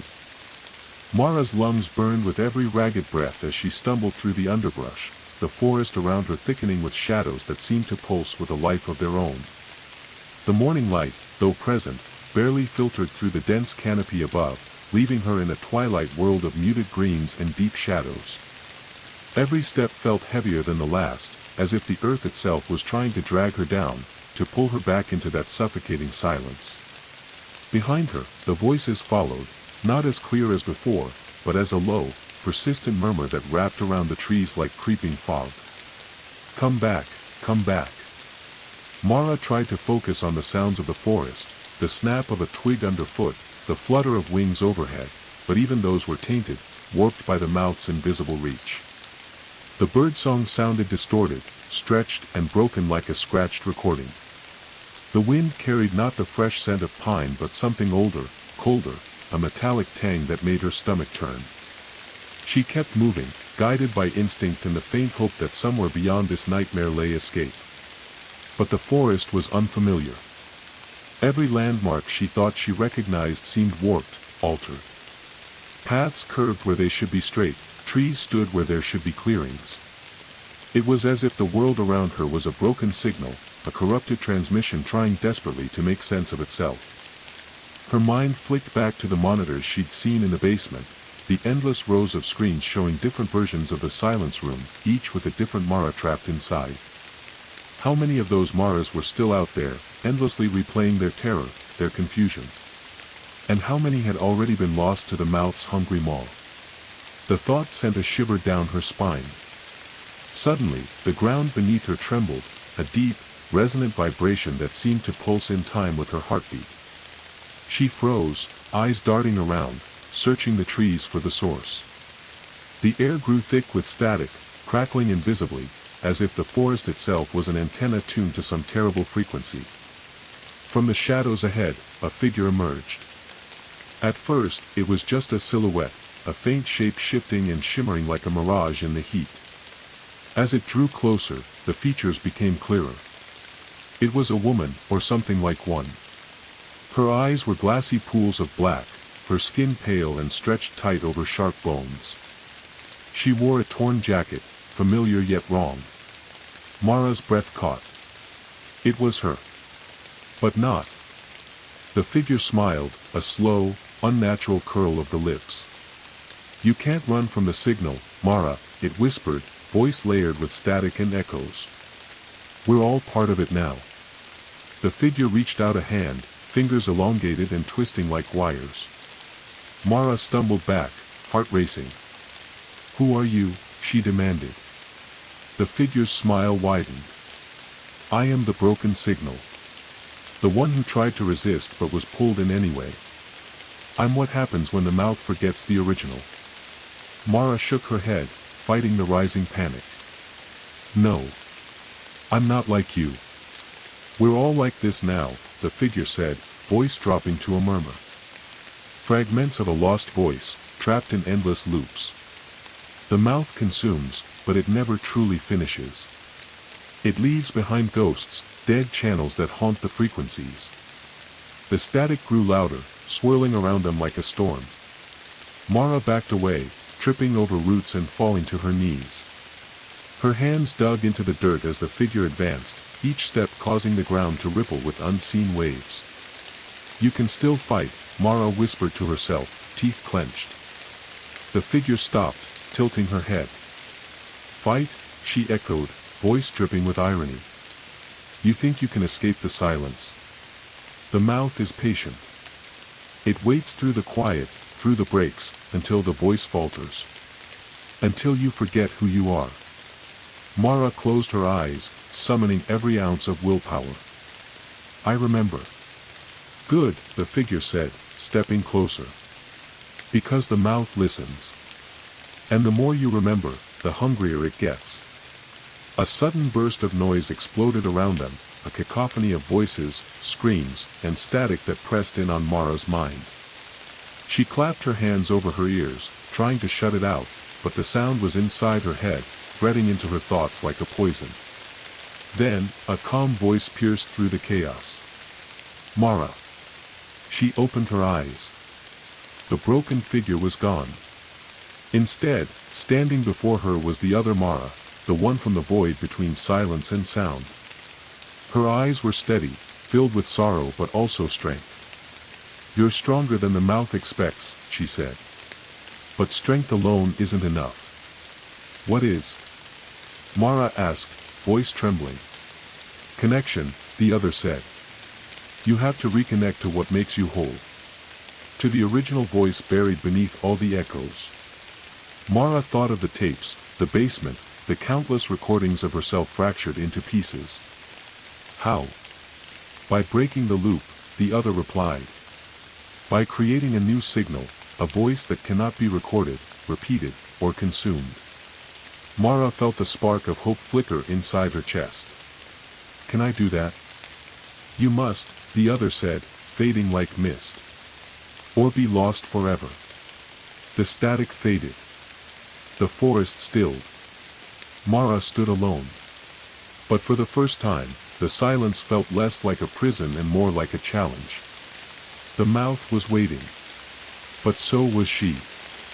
The forest breathed around Mara, alive with the muted rhythms of nature, birds calling faintly, leaves rustling gently in the breeze, and the distant babble of a creek winding its way through the trees. Yet beneath it all, a low hum persisted, subtle but unyielding, like a thread woven into the very fabric of the world, tugging at her mind. Mara clenched her fists, feeling the weight of the other Mara's words echoing in her thoughts. Break the loop. Create a voice that cannot be consumed. But how? She was nothing but fragments, shattered pieces of herself scattered across the endless recordings, trapped in recursive loops that replayed her fear and confusion over and over again. The mouth had eaten so much of her, and still it demanded more. Her steps took her toward the creek, where the cool water flowed over smooth stones, reflecting the mottled sunlight through the canopy. She knelt beside it, dipping her hands into the cold stream, letting the chill wake her senses. As she stared into the water's surface, the reflection shimmered, not just her face, but countless versions of herself, layered and distorted like waves in the current. She reached out, fingertips grazing the water. And in that moment, a new sound broke through the endless static. Not an echo. Not a recording. Her own voice. Clear. Strong. Faint, but real. I am here. The water rippled, distorting the images, then settling. Mara felt a sudden clarity, a spark in the darkness. She stood, determination coiling inside her like a rising storm. If the mouth fed on repetition, then she would break its feast. She would create a voice that could not be captured, a signal that was alive and free. Her first step was to return to the cabin, the place that had become both prison and battleground. As she moved through the trees, the low hum beneath her skin grew louder, pressing against her eardrums like a tide. The path seemed to resist her, roots twisting underfoot, branches reaching like hands to snag her jacket. But she pushed on. The cabin emerged from the forest like a specter, its weathered wood gray against the morning light. The front door stood open, a silent invitation. Inside, the silence room awaited. Empty now. The foam padding was gone. The microphone sat crooked on the desk, wires hanging loose. Mara's recorder lay shattered, a testament to past struggles. But the air was thick with possibility. She crossed the threshold, heart pounding. At the desk, she found an old notebook. Its pages blank. A fresh start. She sat, took a deep breath, and began to speak. Not into the microphone, no, this time she spoke aloud, letting her voice flow freely, unfiltered by machines or recording devices. She told the story of her fear, her confusion, her fight. She sang. She whispered. She shouted. Her voice twisted and danced through the room, alive and unpredictable. The speakers that once fed the mouth were silent, their wires dangling useless. And the room responded, not by trapping her voice in loops, but by embracing its freedom. The air vibrated with energy. Mara closed her eyes and let herself fall into the sound, becoming one with it. For the first time in what felt like forever, she was whole. Outside, the forest seemed to listen. The wind carried her voice through the trees. The mouth trembled. And somewhere deep inside the abyss of echoes, a crack appeared. A fissure in the endless loop. Mara opened her eyes, breathless. She knew the fight was far from over. But she had found the key. To break the silence. To reclaim the original. And to silence the mouth once and for all. The days after Mara's breakthrough unfolded like a fragile dream, sometimes clear, sometimes slipping away into shadow. The forest around Echo Pines seemed less oppressive now, the suffocating silence giving way to the natural symphony of rustling leaves, chirping birds, and the gentle flow of the creek nearby. Yet Mara knew better than to trust the calm. The mouth was still there, lurking beneath the surface, waiting for her to falter. Inside the cabin, the silence room had transformed. The foam panels were gone, replaced by bare wood walls scarred with deep scratches, markings that looked ancient and deliberate, as if the cabin itself bore witness to long-forgotten rituals. The microphone, once a symbol of her entrapment, now hung broken and lifeless, wires dangling like severed veins. Mara's recorder lay on the desk, its casing cracked but intact. She reached for it and pressed the power button. A faint hum greeted her ears, and the screen flickered to life, displaying a single message. Recording active. Session 6 initiated. Her heart tightened. She had broken the loop, but the mouth wasn't finished. Determined, Mara stepped outside the cabin and gazed into the forest's depths. The trees swayed gently, sunlight filtering through the canopy to dapple the forest floor in golden patterns. It was a stark contrast to the oppressive atmosphere she'd endured, yet beneath the beauty lay an unsettling undercurrent. The voices were back. Not as whispers this time, but as a layered chorus that seemed to emanate from every direction. They spoke in unison, a haunting harmony that sent chills down her spine. You can't hide. We are the chorus. We are the unbroken signal. Mara's breath hitched. She had seen this before, the countless fragments of herself and others, trapped in the mouth's endless web. But now, her voice rang out clearer and stronger, cutting through the fog. I am not yours to control. The voices faltered, as if surprised by the defiance. Then, like a wave, the sound crashed back with greater force. The mouth feeds on fear and silence. Your freedom is an illusion. Mara tightened her grip on the recorder, feeling its weight anchor her to reality. No. I am the voice unbound. The story unfinished. She began to walk, each step deliberate, tracing a path through the forest that felt both familiar and alien. The trees seemed to lean away from her, shadows retreating as if acknowledging her newfound strength. Along the path, remnants of the past appeared, discarded tapes, broken speakers half buried in moss, tangled wires snaking through undergrowth like roots of a dark tree. Each artifact was a fragment of the mouth's grasp, a reminder of those who'd come before and never returned whole. Mara paused by a fallen tree, its bark scarred with symbols carved deep and raw. Her fingers traced the grooves, recognizing the patterns from the notebook she'd found in the basement, the same symbols repeated over pages of blank sheets. They were a code. A map. A way out. She pulled the notebook from her bag and matched the carvings to the sketches inside. The symbols formed a circle, a seal. Her pulse quickened.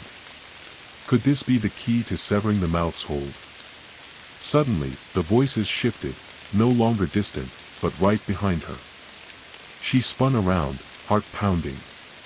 The broken figure appeared again, flickering like a failing broadcast. Its eyes glowed with static. You think your voice can break the mouth cycle? I don't think, Mara said, stepping forward. I know.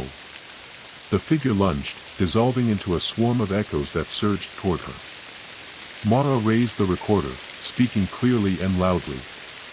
I am here. I am more than the echo. I am the original voice, the untamed sound. The echoes recoiled, their forms shattering into shards of static. The forest grew still. The path ahead lit with faint golden light, as if the trees themselves guided her onward. Mara's voice rang out again, stronger than ever. The mouth may try to trap me in its loops. But I will write my own story. One that no machine can capture. She stepped forward into the light. The mouth's grip weakened. The voices faded into silence. And for the first time, Mara felt the weight of hope. Mara's footsteps fell softly on the forest floor, the golden light from the path ahead washing over her like a fragile promise. The oppressive weight that had clung to her since the moment she arrived at Echo Pines had begun to lift, replaced by a steely determination that coiled in her chest. She was no longer just a voice trapped in an endless loop, she was a force, a signal unbound, carving a new path through the silence. Yet the forest around her held its secrets tightly, shadows lingering just beyond the reach of the light. Every rustle of leaves, every crack of a twig echoed with the memory of the mouth's hungry whispers, a reminder that her battle was far from over. As she followed the winding path, Mara's mind raced back to the symbols carved into the fallen tree, the circle, the intricate glyphs that promised a key to breaking the mouth's grip. The notebook she carried contained more than just empty pages, it was a map of this strange frequency, a guide woven in sound and silence. The air grew cooler as she approached a clearing nestled deep within the woods. In the center stood an ancient stone pedestal, worn by time and moss, etched with the very symbols she'd seen before. The carvings pulsed faintly, glowing with an eerie blue light that seemed to hum beneath her skin. Mara stepped closer, fingers trembling as she traced the lines. Suddenly, a sharp crack echoed through the clearing. She spun around, heart pounding, to find the broken figure from before standing at the edge of the light, its form flickering between solid and static. You think you can break the cycle? It hissed, voice layered with distortion. The mouth has existed long before you, feeding on voices, memories, the very essence of being. Mara steadied her breath. Tell me. What is the mouth? The figure smiled, a twisted echo of something human. It is a prison made of sound and shadow. A machine born from forgotten experiments, left abandoned and hungry. It consumes those who seek to capture silence, turning their voices into endless loops. Mara's mind flashed back to the basement's rows of monitors, the countless trapped cells. Why me? Why am I here? Because you heard it, the figure said. Because your voice was pure enough to draw its attention. But pure voices are dangerous, they threaten to unravel the mouth's endless song. Mara looked at the pedestal, the blue light intensifying. How do I stop it? By speaking the unspeakable, the figure whispered. By creating a sound that cannot be recorded. A voice that exists between silence and noise. The forest seemed to lean in, the hum rising into a crescendo. Mara closed her eyes, letting the knowledge settle deep inside. She raised her hands and began to hum, a low, trembling note that grew in strength and complexity. The sound vibrated through the clearing, weaving in and out of the hum of the forest. The broken figure writhed, caught in the wave, its form destabilizing. No. You can't. But the sound overwhelmed it, shattering the static into a storm of light. Mara's voice soared, unbound and free. The pedestal flared, sending ripples of energy through the air. And then, silence. Complete and pure. The mouth's hunger was stilled. The echoes faded into nothingness. Mara opened her eyes, breathless and alive. The forest was still, but no longer suffocating. She had broken the loop. She had become the voice unbound. Mara stood in the heart of the clearing, the ancient stone pedestal glowing faintly beneath her fingertips. The blue light had softened to a gentle pulse, like the slow, steady beat of a resting heart. Around her, the forest breathed freely, no longer heavy with unseen weight, no longer a cage of whispered echoes and looming shadows. The silence was different now. Not oppressive or hollow, but peaceful and vast, a blank canvas waiting to be filled with something new. She took a deep breath, feeling the cool forest air fill her lungs, sharp and alive. The ache of exhaustion tugged at her muscles, but inside, a spark of something like hope was growing. Yet even in this calm, Mara knew the battle wasn't fully won. The mouth was ancient, a relic of experiments long forgotten, its hunger bound to a machine not quite alive and not quite dead. While she had broken the loop, shattered the endless feedback, there were still fragments scattered, voices lost, trapped in the edges of the static, waiting to be freed. She glanced around the clearing, where the faint blue glow from the pedestal cast soft shadows among the trees. A breeze stirred the leaves overhead, carrying with it the scent of earth and pine, and something else. A faint hum, barely perceptible, like a heartbeat beneath the world's skin. Mara's hand tightened on the notebook in her pocket. The symbols inside were no longer just marks, they were a language, a code to understand and master the voice that could bind or free. Her gaze lifted toward the forest's edge, where the trees thickened into darkness. Beyond that lay the rest of Echo Pines, the abandoned cabins, the winding paths, the buried secrets waiting to be uncovered. She stepped forward, her boots crunching on moss and fallen leaves. The forest seemed to part for her, the golden light guiding her path like a whispered promise. Suddenly, a flicker of movement caught her eye. Between two trees, a figure emerged, a man, tall and thin, face drawn but eyes bright with something like relief. He raised a hand in greeting. "You're Mara, aren't you?" She nodded cautiously. "I'm Jonah," he said. "I've been following the signal. I think I'm the last one." Jonah explained that he'd come searching for answers after hearing rumors of the cabin, the strange silence, and the lost voices. Like Mara, he had once tried to record the silence, only to be swallowed by the mouth's grasp. "I thought I was alone," he admitted, voice rough. "But hearing your voice, it gave me hope." Together, they moved deeper into the forest, their steps sinking as they shared stories, fractured memories, strange visions, the sensation of being watched by unseen listeners. Jonah pulled out a small device, a homemade recorder wired with salvaged parts. "This is my attempt to capture the silence without being consumed," he said. "To keep our voices free." Mara smiled faintly. "I've been trying something similar. Using the symbols, the code. Trying to create a new signal." They reached the edge of a clearing where a collapsed tower leaned precariously among the trees. At its base lay a tangle of cables and equipment, remnants of the experiments that had birthed the mouth. Mara and Jonah began to work together, connecting wires, aligning frequencies, and tuning their devices. The forest hummed in response, the air thick with possibility. As they adjusted the dials, a new sound emerged, not an echo, not a loop, but a living voice weaving through the trees. It was theirs. Together. A chorus unbroken. The mouth stirred beneath the earth, but the power of their united voices pushed it back, sealing the fractures where lost souls had been trapped.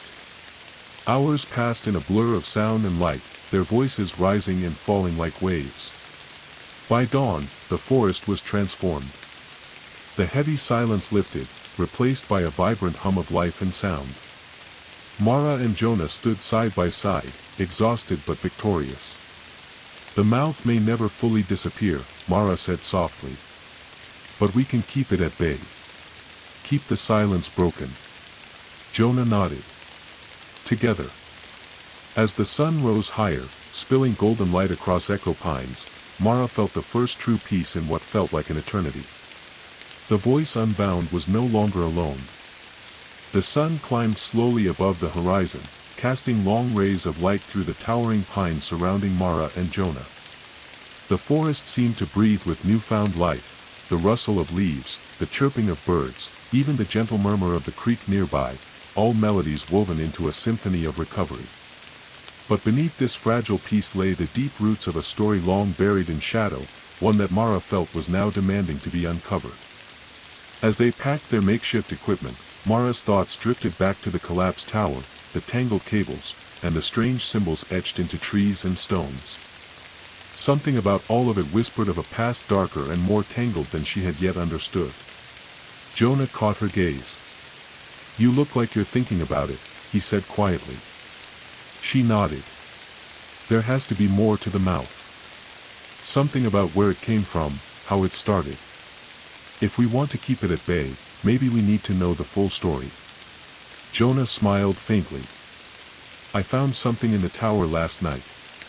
Old journals, or logs, scattered and torn, but enough to piece together some of what happened here." They settled near the creek, the soft flow of water blending with the morning chorus as Jonah pulled out a battered notebook, its pages yellowed with age. The project was called Silent Voice. An experiment meant to capture pure silence, to bottle the absence of sound itself. They believed silence was a form of energy, something that could be recorded, manipulated, even weaponized. Mara's eyes widened. But silence isn't just empty space. It's the absence of sound. How can you record that? Jonah shrugged. Apparently, they tried. Machines built to detect frequencies beyond human hearing, to capture the gaps between sounds, the spaces where nothing should be. The problem was the silence fought back. It wasn't empty. It was alive, a living void that pulled voices into its grasp, twisting them into loops and echoes, feeding on fear and memory. The words chilled Mara. One of the lead scientists, Dr. Rowan, disappeared after the first full test. Others followed. The project was shut down, but the machine was left running, deep in the forest, buried under layers of secrecy and lies. Mara clenched the notebook. So the mouth, it's the machine. Jonah nodded grimly. A machine grown monstrous, alive in its own way. It consumes voices and memories, binding them into endless feedback loops. And the longer it feeds, the stronger it gets. The creek's babble seemed louder now, like a soft counterpoint to the heavy weight of the secret. But that means, Mara said slowly, there are others, voices trapped in it, just like me. Like those Maras I saw. Jonah's face darkened. I've heard whispers, rumors of people who went missing here, searchers, researchers, even locals who vanished without a trace. Their voices might still be caught in the mouth's endless static. Mara's thoughts raced. Every echo, every fractured recording was a prisoner. A soul lost in a machine's insatiable hunger. We have to free them, she said, voice firm. How? Jonah asked. The mouth's power is tied to the silence. To break it, we need something more than voices. We need a new kind of sound. Mara pulled the notebook closer, tracing the symbols again. The code. The language of sound and silence. If we can understand it, maybe we can disrupt the mouth's core, break the cycle permanently. They spent the day poring over the journals and the notebook, piecing together the puzzle. The project's record spoke of a final test, an attempt to send a counter-signal, a living voice beyond machine capture, something pure and unpredictable. But the test failed. The signal was lost, buried in the static, forgotten. Until now. As night fell, Mara and Jonah sat by the dying embers of their campfire, the forest dark around them but alive with unseen energy. "We're not just fighting for ourselves anymore," Mara said softly. "We're fighting for every voice lost in the mouth." Jonah nodded. "And we have to be ready. Because whatever we send next, it has to be stronger than fear, louder than silence, and freer than any echo." The wind stirred, carrying a faint, haunting melody, a whisper of voices waiting to be heard. Mara closed her eyes, listening. The battle was far from over. But now, they held the key. Night had fully settled over Echo Pines, swallowing the forest in thick shadows that twisted and stretched beneath the pale light of a waning moon. The air was cool and heavy, filled with the scent of damp earth and pine needles. Somewhere in the distance, an owl called, a hollow, echoing sound that seemed to reverberate through the trees, a reminder of the wilderness's watchful eyes.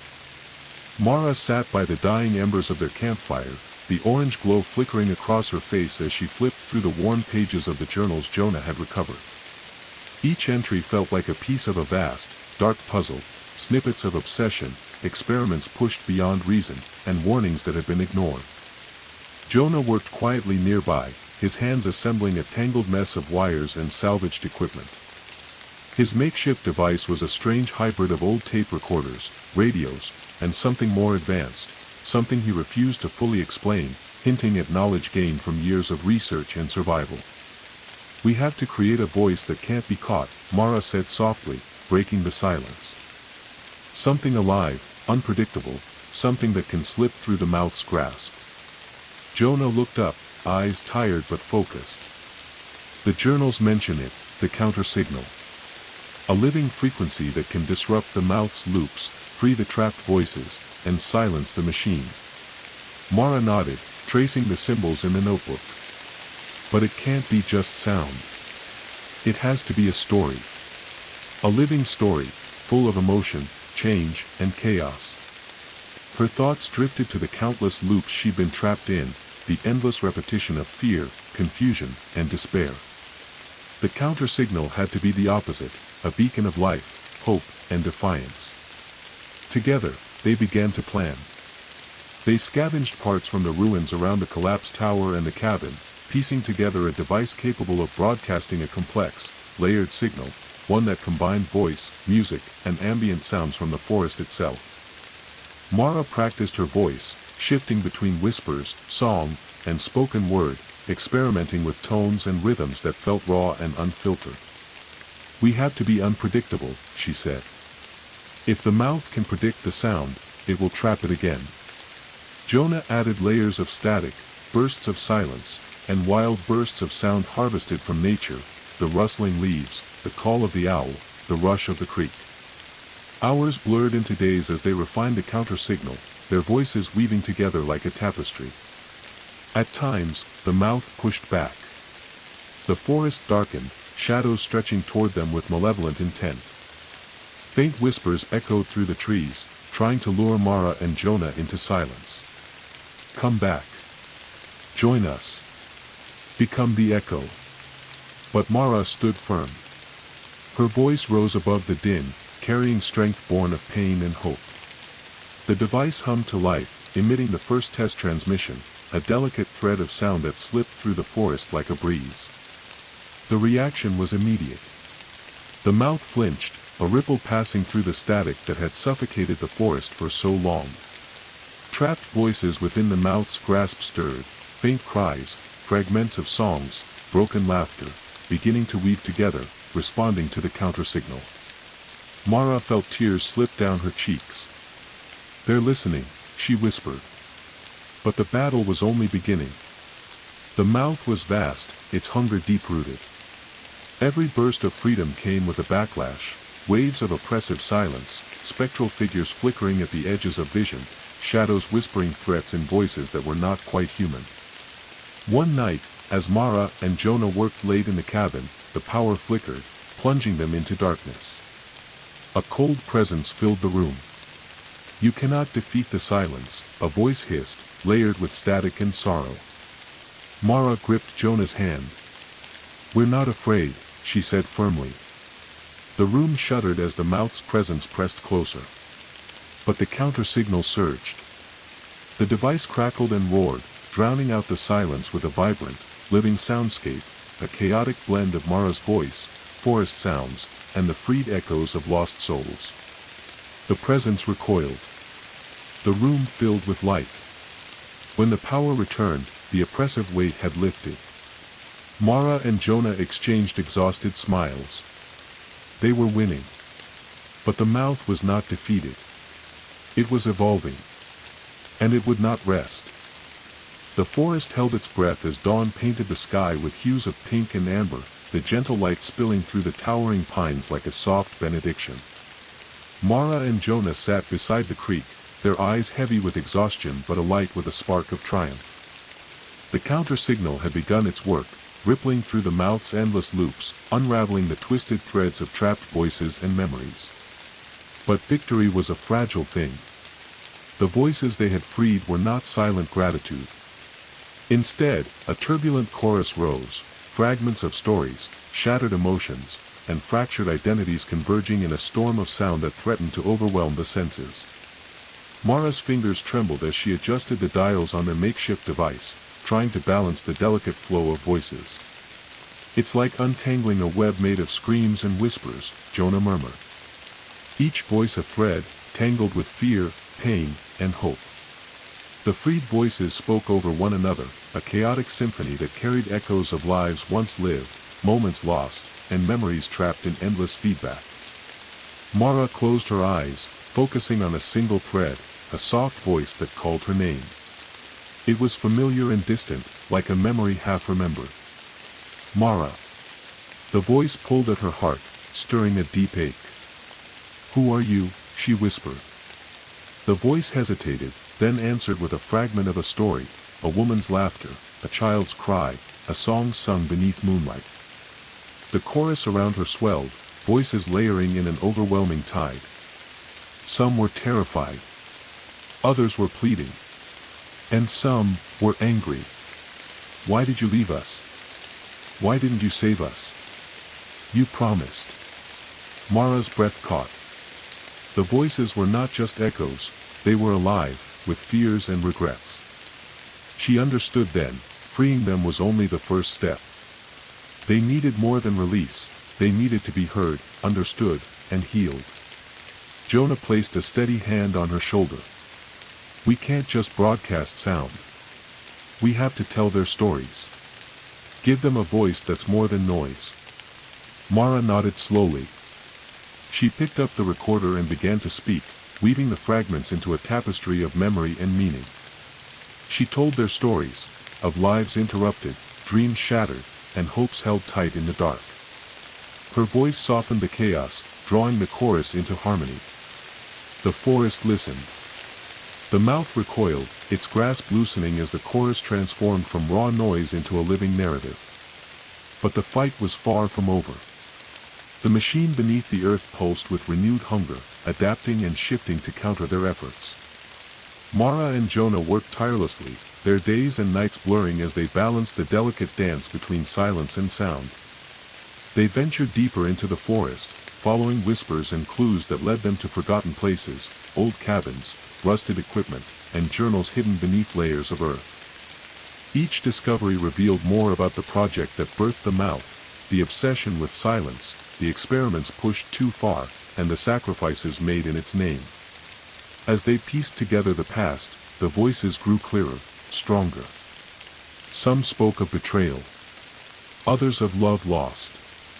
And some warned of dangers yet to come.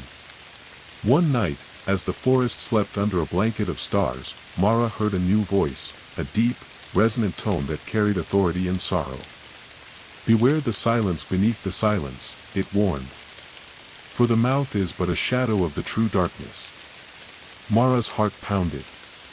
The mystery deepened. The journey was far from over. But with every voice freed, every story told, they pushed back the silence, step by step, thread by thread, voice by voice. The warning echoed in Mara's mind like a distant drumbeat, beware the silence beneath the silence. It was cryptic, unsettling, and impossible to ignore. The forest around her, which had once felt like a prison, now seemed to pulse with layers of secrets hidden just beyond her grasp. The mouth, the twisted machine of looping voices, was only one facet of a deeper, darker truth. Mara sat beside the creek, the cool water flowing past her fingers, her breath shallow and uneven. Jonah was nearby, adjusting the tangle of wires that fed their device. The freed voices had grown stronger, their chorus both a balm and a challenge, but Mara's thoughts churned with the mystery of what lay beneath it all. The mouth is just the surface, she said, breaking the quiet. Jonah nodded slowly. If what that voice said is true, there's something even darker below. Something older. The journal entries had hinted at it, fragments describing a deeper experiment, something not meant to be disturbed. Whispers of an entity or force older than the technology, a presence that the scientists had tried to contain but never fully understood. Mara's resolve hardened. If the mouth fed on voices, then what fed on the mouth? They set out at dawn, following a faint trail from the collapsed tower leading deeper into the forest, where the trees grew twisted and thick like gnarled sentinels guarding forgotten secrets. The air was cooler here, heavy with dampness and the smell of decay. As they walked, the usual forest sounds faded into a heavy silence. No birdsong, no rustling leaves, just an oppressive stillness that pressed against their ears like a physical weight. Mara's skin prickled. "We're close," Jonah whispered, his voice barely audible. They came upon an old iron hatch embedded in the earth, half swallowed by moss and vines. It was rusted but solid, marked with symbols similar to those in the notebook and the stone pedestal. The air around it felt charged, vibrating with a low, ominous hum. With great effort, they pried open the hatch, revealing a narrow, spiraling staircase descending into darkness. Mara's heart pounded as she grabbed a flashlight and stepped inside, Jonah following close behind. The air was stale and cold, thick with dust and the weight of forgotten time. The stairs creaked beneath their feet, echoing down into the unknown. At the bottom, they found themselves in a vast chamber, walls lined with ancient machinery, wires snaking across the floor like metallic vines. The room hummed with a deep, resonant frequency that vibrated through their bones. In the center stood a massive device, larger and more complex than anything they'd seen, the heart of the mouth, and something beyond. Mara's flashlight caught a faded plaque etched into the metal. Project Silence Core, Containment and Resonance Unit. Jonah's voice trembled. This is the source. The mouth's true origin. As they approached, the chamber seemed to pulse in response, the machinery awakening after years of dormancy. Suddenly, the lights flickered, and a cold wind swept through the room. A voice, not mechanical, but ancient and echoing, filled the space. You seek to silence the silence. But beneath the surface, the void watches. The mouth is hunger made manifest. But the void is the silence's true name. Mara swallowed hard. The warnings had been real. The void beneath the mouth was a presence older than the forest itself, a dark consciousness feeding not only on sound but on existence, on memory, on the fragile essence of being. How do we stop it? Mara demanded, voice steady despite the chill crawling up her spine. The voice replied with a riddle. Light cannot shine without shadow. And silence cannot exist without sound. To bind the void, you must weave both. A song of light and shadow. A voice born from the balance. Jonah looked to Mara, eyes wide with understanding. We have to go deeper, beyond just breaking loops. We need to create a signal that is both the silence and the sound. Mara nodded, determination blazing. The chamber's machines whirred, responding to their presence as if waiting. They had reached the threshold, the true heart of the silence. And the fight for every lost voice, every stolen story, was about to enter its darkest phase. The chamber was alive with hums and flickers of ancient machinery, wires twisting and stretching like veins beneath Mara's feet. The oppressive silence that once swallowed everything was now punctuated by the soft pulse of power, a heartbeat deep within the earth, waiting, watching. Mara and Jonah stood at the edge of the room, faces lit by the pale glow of their flashlights and the faint blue gleam of the machines. The voices' riddle echoed in their minds: light cannot shine without shadow, and silence cannot exist without sound. To bind the void, you must weave both, a song of light and shadow, a voice born from the balance. Mara looked at Jonah, a flicker of hope lighting her eyes. We need to create something that's both, sound and silence intertwined.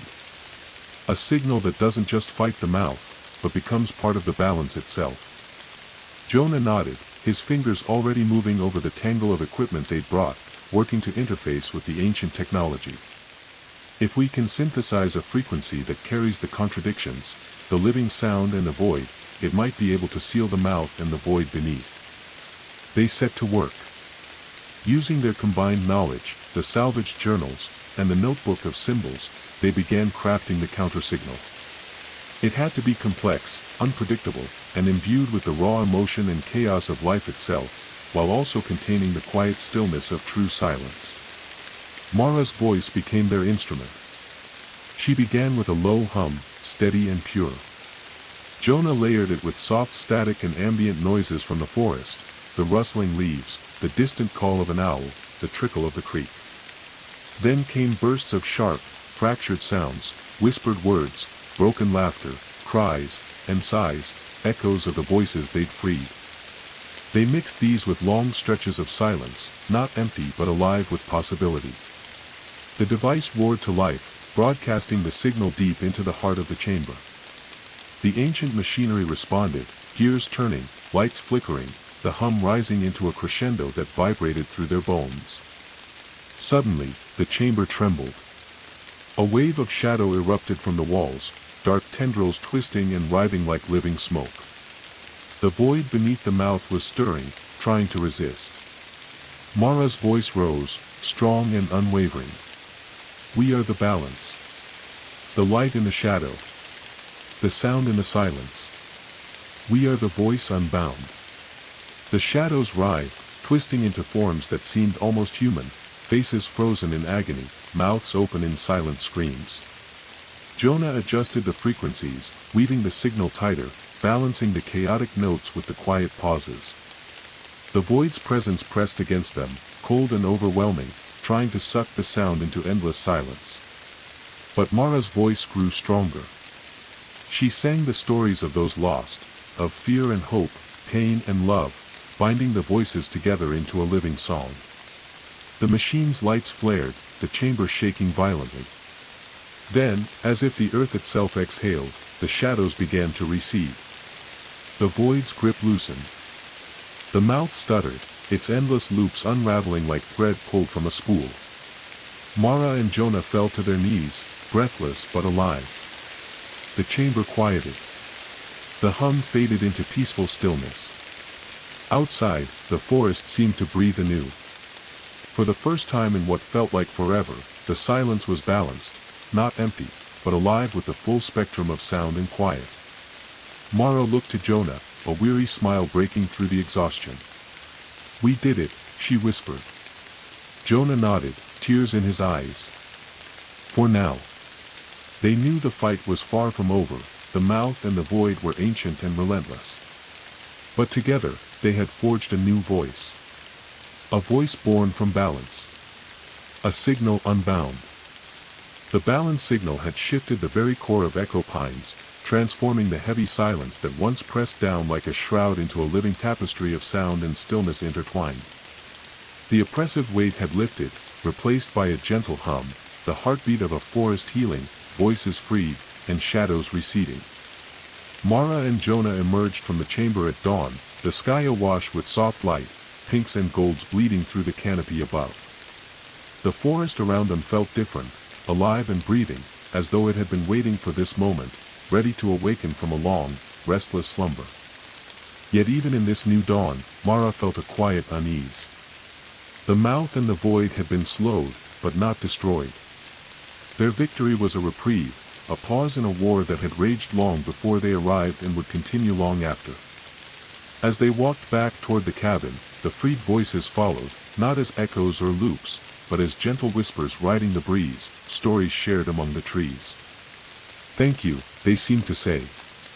At the cabin, Mara spread out the notebooks and journals they had gathered, each page a window into the past, into the lives and experiments that had birthed the mouth and the void. She knew that understanding was key to truly freeing the lost voices. Jonah joined her, rubbing the fatigue from his eyes. "We've bought some time," he said. "But there's more out there, more pieces of the puzzle we need to find."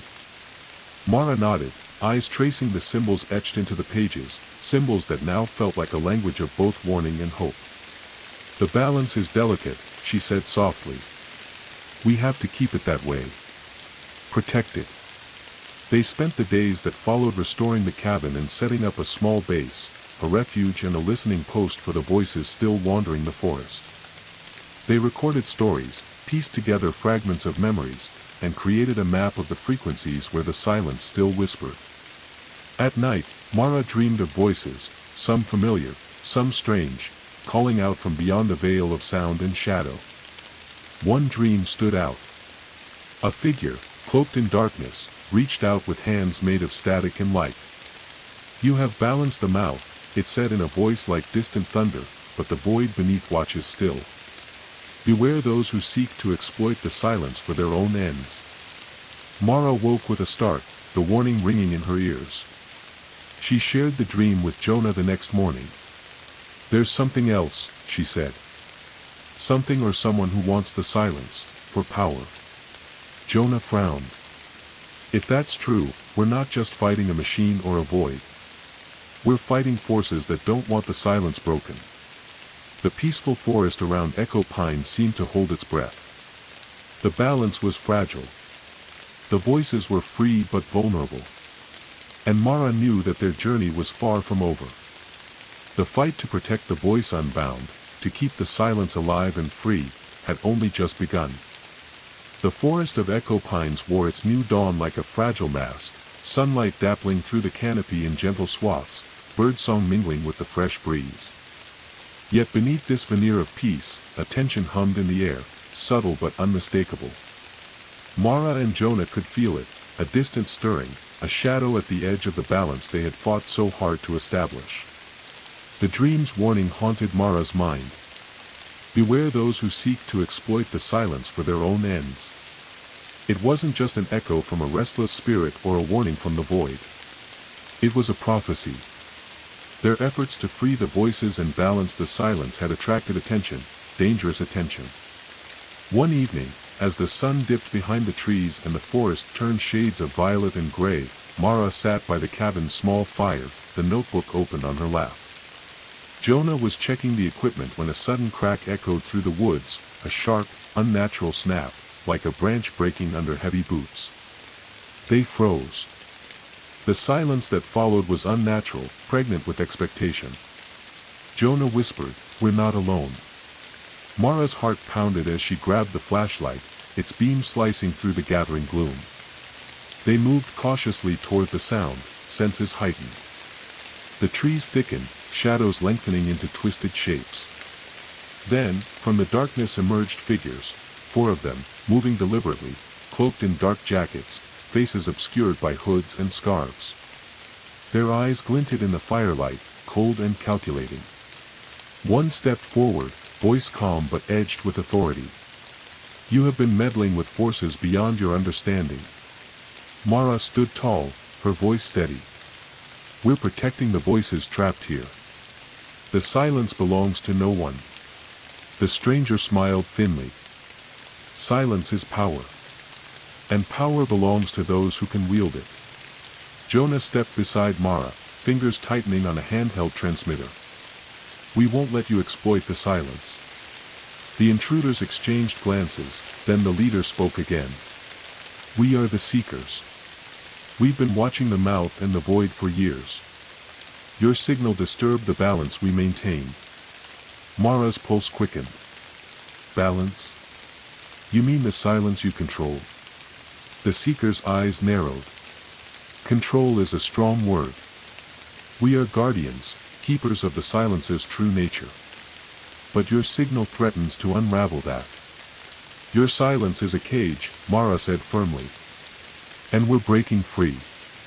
The tension thickened, the forest holding its breath. Suddenly, one of the seekers raised a device, small, humming with cold energy. Jonah reacted instantly, activating their counter-signal device, flooding the clearing with layers of sound and silence intertwined. The seekers staggered, caught off guard by the living wave of sound. Mara took a step forward. You may guard your silence, but it's not yours to keep. The voices deserve freedom. The leader snarled, but before they could respond, a chorus of voices rose from the trees, whispers, songs, cries, weaving into a powerful tide that pressed against the seekers like a living force. The intruders hesitated, then retreated into the shadows, leaving behind an eerie silence that seemed almost relieved. Mara and Jonah stood together, hearts pounding, knowing this was only the beginning. The seekers were watching. They would return. And the battle for the silence had grown far more dangerous. The encounter with the seekers left Mara and Jonah shaken but resolute. Echo Pines, once a sanctuary of creeping shadows and tangled whispers, had transformed into a battleground for voices unseen and powers unfathomable. The forest's ancient trees seemed to lean in closer, their branches like watchful arms, as if guarding secrets that Mara now understood would never be fully unveiled. Back at the cabin, the air was thick with tension. The makeshift lab was cluttered with wires, salvaged tech, and the ever-present notebooks filled with cryptic symbols and scribbled notes. Every page was a reminder that their fight was no longer just against the mouth and the void, it was against those who sought to claim the silence for themselves. Jonah sat hunched over the counter-signal device, his fingers tracing delicate circuits, his brow furrowed with concentration. They have technology, he said without looking up. Devices that can interfere with our frequencies, disrupt our signal. If they return with more, we need to be ready. Mara paced the room, her mind racing through possibilities. The balance they'd created was fragile, vulnerable to those who understood its power. We need to strengthen the signal, Mara said finally. Make it more than just sound and silence. We need to give it a form, a presence. Jonah looked up, intrigued. A form? Yes. Something that can anchor the balance in this place. A resonance that lives not just in the airwaves but in the very fabric of the forest. Together, they pored over the symbols in the notebooks, ancient glyphs that spoke of sound woven into matter, vibrations that could shape the physical world if properly harnessed. The plan was daring. Using their equipment, combined with natural elements from the forest, stones, water, wood, they would attempt to create a resonance chamber deep in the heart of Echo Pines.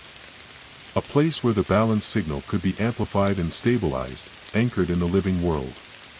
Over the following days, they ventured into the forest, collecting smooth river stones that hummed with natural frequencies, twisted branches carved with the mysterious symbols, and clear water from the creek, pure and still.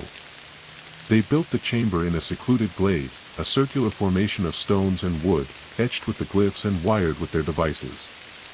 Mara's voice became the core of the ritual. She sang softly at first, a melody that rose and fell like a heartbeat, weaving in the forest's natural sounds, the rustle of leaves, the gentle ripple of water, the distant calls of night creatures. Jonah adjusted the device, feeding the living signal into the chamber. The air thickened with energy. The resonance grew, pulsing through the stones and soil, weaving the balance signal into the forest itself. For a moment, the forest seemed to shimmer, alive with unseen currents. But the balance was delicate. Suddenly, a wave of static surged through the chamber, an assault from the seekers, testing the strength of their creation. Mara and Jonah braced, their voices rising above the interference, steady and unyielding. The chamber held. The signal stabilized, stronger than before, its presence rooted in the forest's heartbeat. Exhausted but victorious, Mara looked around the glade, sensing the silent watchers in the trees. "We've made a home for the balance," she whispered. Jonah smiled faintly. "And a beacon. They'll know where we stand." As night deepened, the freed voices sang softly around them, no longer trapped echoes but a living chorus of hope. But Mara knew the seekers would return, stronger, smarter, and more determined. The fight for the silence was far from over. Yet in this moment, beneath the stars and the ancient trees, Mara felt something she hadn't in a long time: hope. The night air hung heavy around the glade, the resonance chamber pulsing faintly with the song of balance Mara and Jonah had forged. The forest, alive with whispers and gentle sighs, seemed to listen, but Mara's mind was restless. The seekers were no ordinary intruders. Their knowledge of the silence, their technology, and their unyielding desire to control it suggested a history deeply entwined with the very origins of the mouth and the void. Determined to understand their enemy, Mara and Jonah returned to the cabin, poring over the scattered journals and notes they'd collected. Among the brittle pages, Jonah uncovered a faded dossier tucked inside a leather-bound journal, the handwriting unfamiliar but methodical. The dossier was titled simply, "The Keepers of Silence." Mara read aloud as Jonah scanned the pages. In the late 1940s, a secret organization formed, composed of scientists, military operatives, and mystics. Their purpose: to understand and control the silence, the void beneath all sound, believed to be a source of immense power. They called themselves the Seekers, or the Keepers of Silence. Jonah's voice dropped. They weren't just guarding the silence. They wanted to harness it, weaponize it.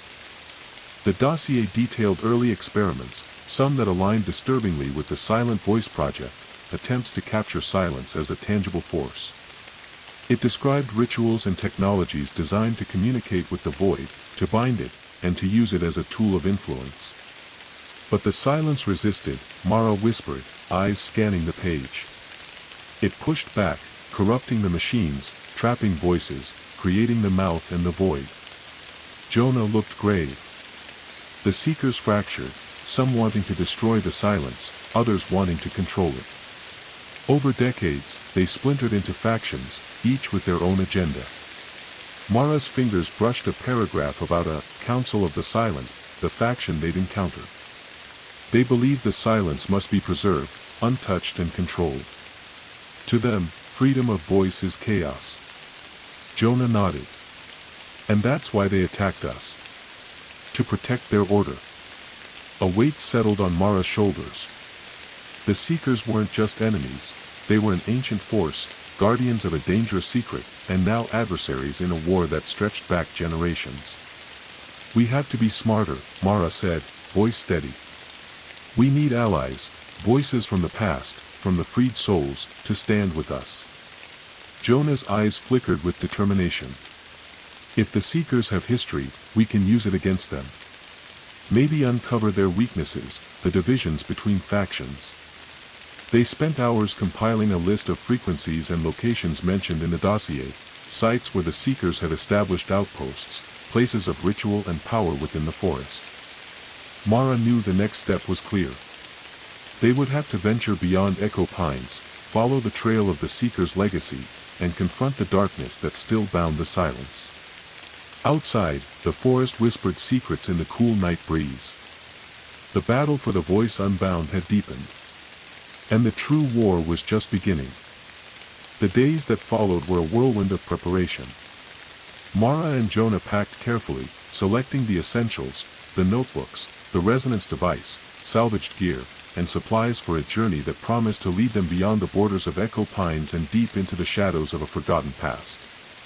Their faces were set with grim determination, the comfort of the cabin and forest behind them, the unknown stretching out ahead. The map they had pieced together from the Seekers' dossier pointed to several locations, ancient sites scattered across dense forests, abandoned research stations, and long-forgotten ruins whispered about in local legends. These were places where the Seekers had once conducted their experiments, places where echoes of the past still lingered, waiting to be uncovered. Mara and Jonah moved cautiously, each step heavy with the knowledge that they were walking into the Seeker's world, a realm of secrets, shadows, and dangers both human and something far older. Their first destination was an abandoned radio tower deep in a valley shrouded by mist and tall evergreens. The locals called it the Whispering Peak, a name that carried a chill of its own. As they approached, the air grew colder, the silence thick and unnatural. The tower stood like a sentinel against the gray sky, rusted metal skeletal and overgrown with ivy and moss.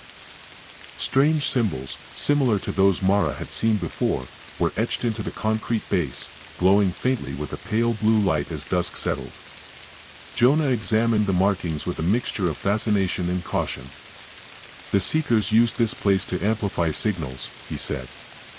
Probably to reach the void or control parts of the mouth remotely. Mara's gaze swept the surrounding forest.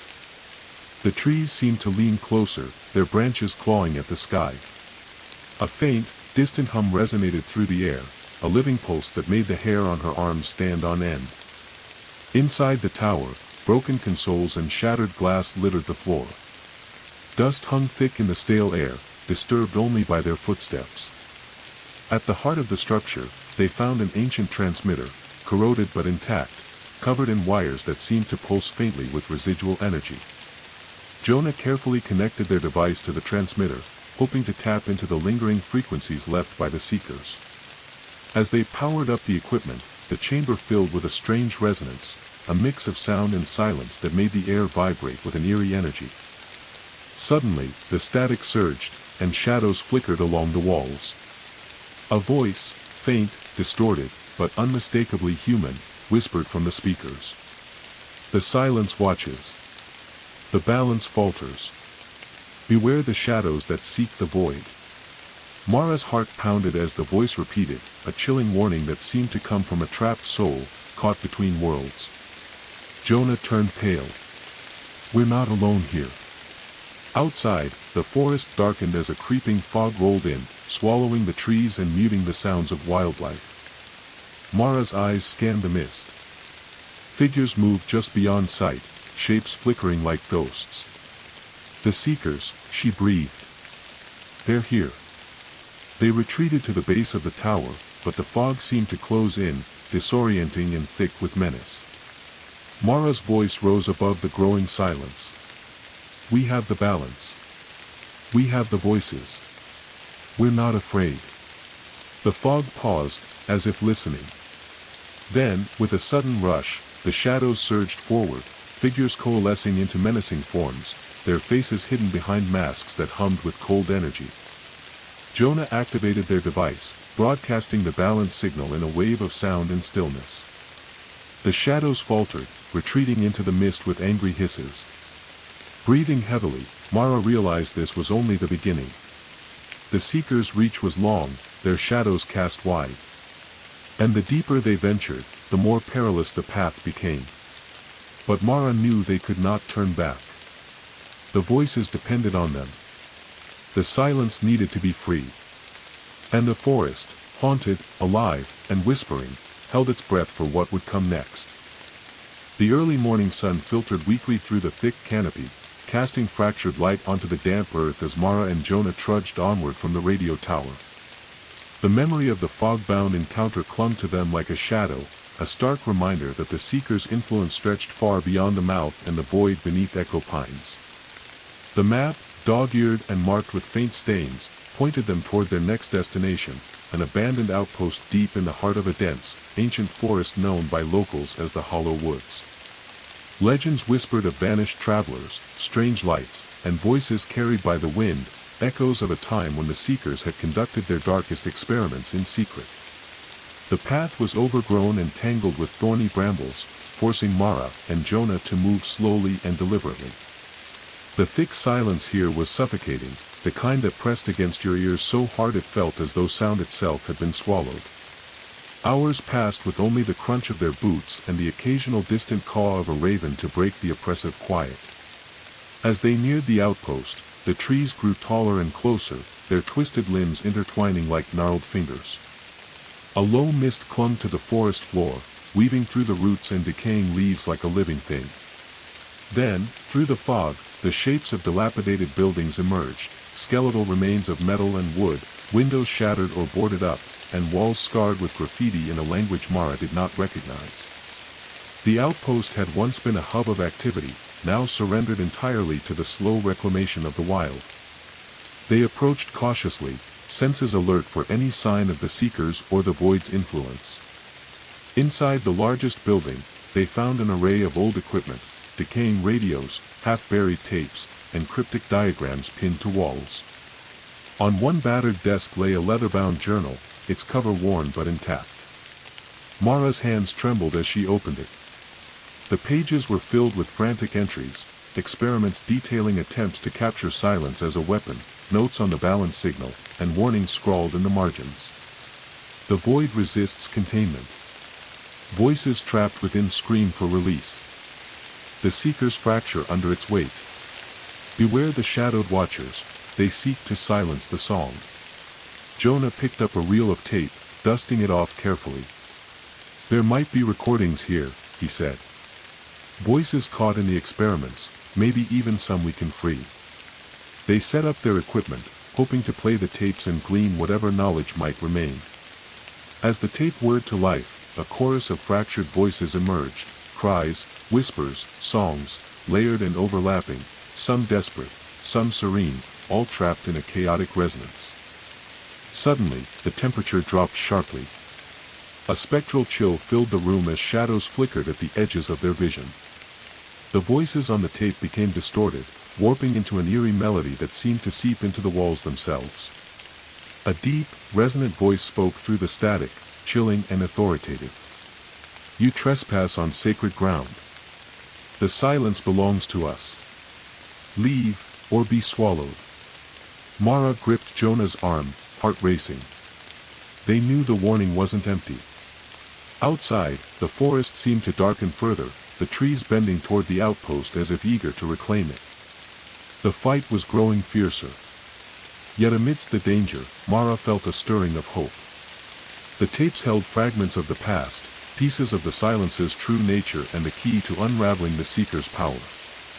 They gathered what they could carry and prepared to leave the outpost behind, but not without a newfound purpose, to piece together the shattered voices and expose the Seeker's secrets before the silence consumed them all. As they stepped back into the fading light of the hollow woods, the forest whispered around them, alive with anticipation and dread. The balance was still tenuous. The voices needed their champions. And the darkness was closing in. The sky was a bruised purple as Mara and Jonah emerged from the hollow woods, their backs heavy with the weight of the journals and tapes they had salvaged. Every breath they took felt sharper, colder, as if the forest itself was warning them that the shadows were growing longer, closing in. The air pulsed faintly with residual energy from the resonance chamber they'd created days before, a tenuous thread of light woven into the endless dark. But as they stepped beyond the tree line, Mara sensed the fragile balance shifting, like a subtle tremor beneath the calm surface of a deep lake.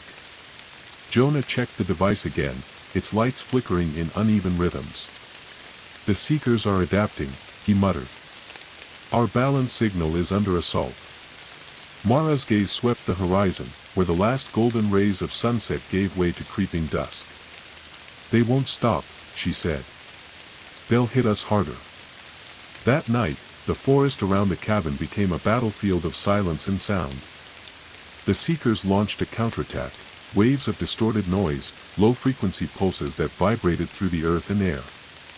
These counterwaves aimed to drown out the balance signal, to shatter the fragile harmony Mara and Jonah had built. Mara stood before the resonance chamber in the glade, her voice rising in a steady, unwavering chant. Each note wove through the air, threading into the device, pushing back against the Seekers' invasive assault. The counterwaves crashed like thunder, a cacophony of static and shadowy distortion. The ground trembled beneath her feet, branches rattled as if a storm raged just beyond the trees. But Mara's voice remained resolute. She sang the stories of the freed voices, their hopes, fears, and memories, binding the signal tighter, strengthening the resonance. Jonah worked feverishly to adjust the equipment, fine-tuning frequencies to counter the destructive pulses. The battle stretched through the night, a clash not of weapons but of sound and silence, emotion and void. As dawn approached, the seekers' counterwaves faltered. The balance signal shimmered stronger, its glow spreading through the forest like dawn breaking the night. Exhausted but victorious, Mara and Jonah collapsed among the stones, the weight of the fight settling in their bones. But the victory was bittersweet. They knew the seekers would return with greater force, and the forest held darker secrets yet to be revealed.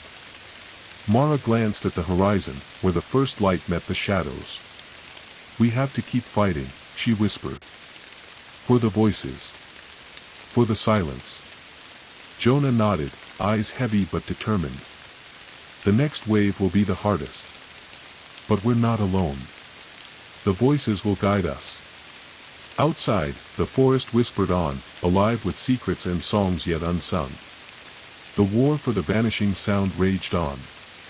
The first light of dawn slipped slowly through the dense canopy, spilling gentle golden rays over the glade where Mara and Jonah lay recovering from the night's exhausting battle. The air was thick with the scent of damp earth and pine needles, the forest waking slowly from a restless slumber. Though weary, Mara's eyes flickered with a fierce determination, the echo of the voices still ringing in her mind. The counterwaves had tested them to their limits, yet the balance signal held. It was a small victory in a war that stretched across time and silence, but it was enough to keep hope alive. As Mara and Jonah packed their gear, preparing to return to the cabin, a soft rustling came from the underbrush. Their heads snapped toward the sound, hands instinctively moving toward their equipment. From the shadows stepped a figure, a woman, cloaked in dark, weathered clothing, her eyes sharp and clear despite the forest's gloom. There was an otherworldly calm in her presence, a subtle glow that seemed to pulse from beneath her skin like a heartbeat. "I've been watching," she said quietly, her voice low but steady. "You're fighting more than just machines and shadows. You're fighting history itself." Mara stood slowly, suspicion mixed with cautious hope. "Who are you?" The woman smiled faintly. "Call me Lyra. I am what remains of a seeker who chose a different path."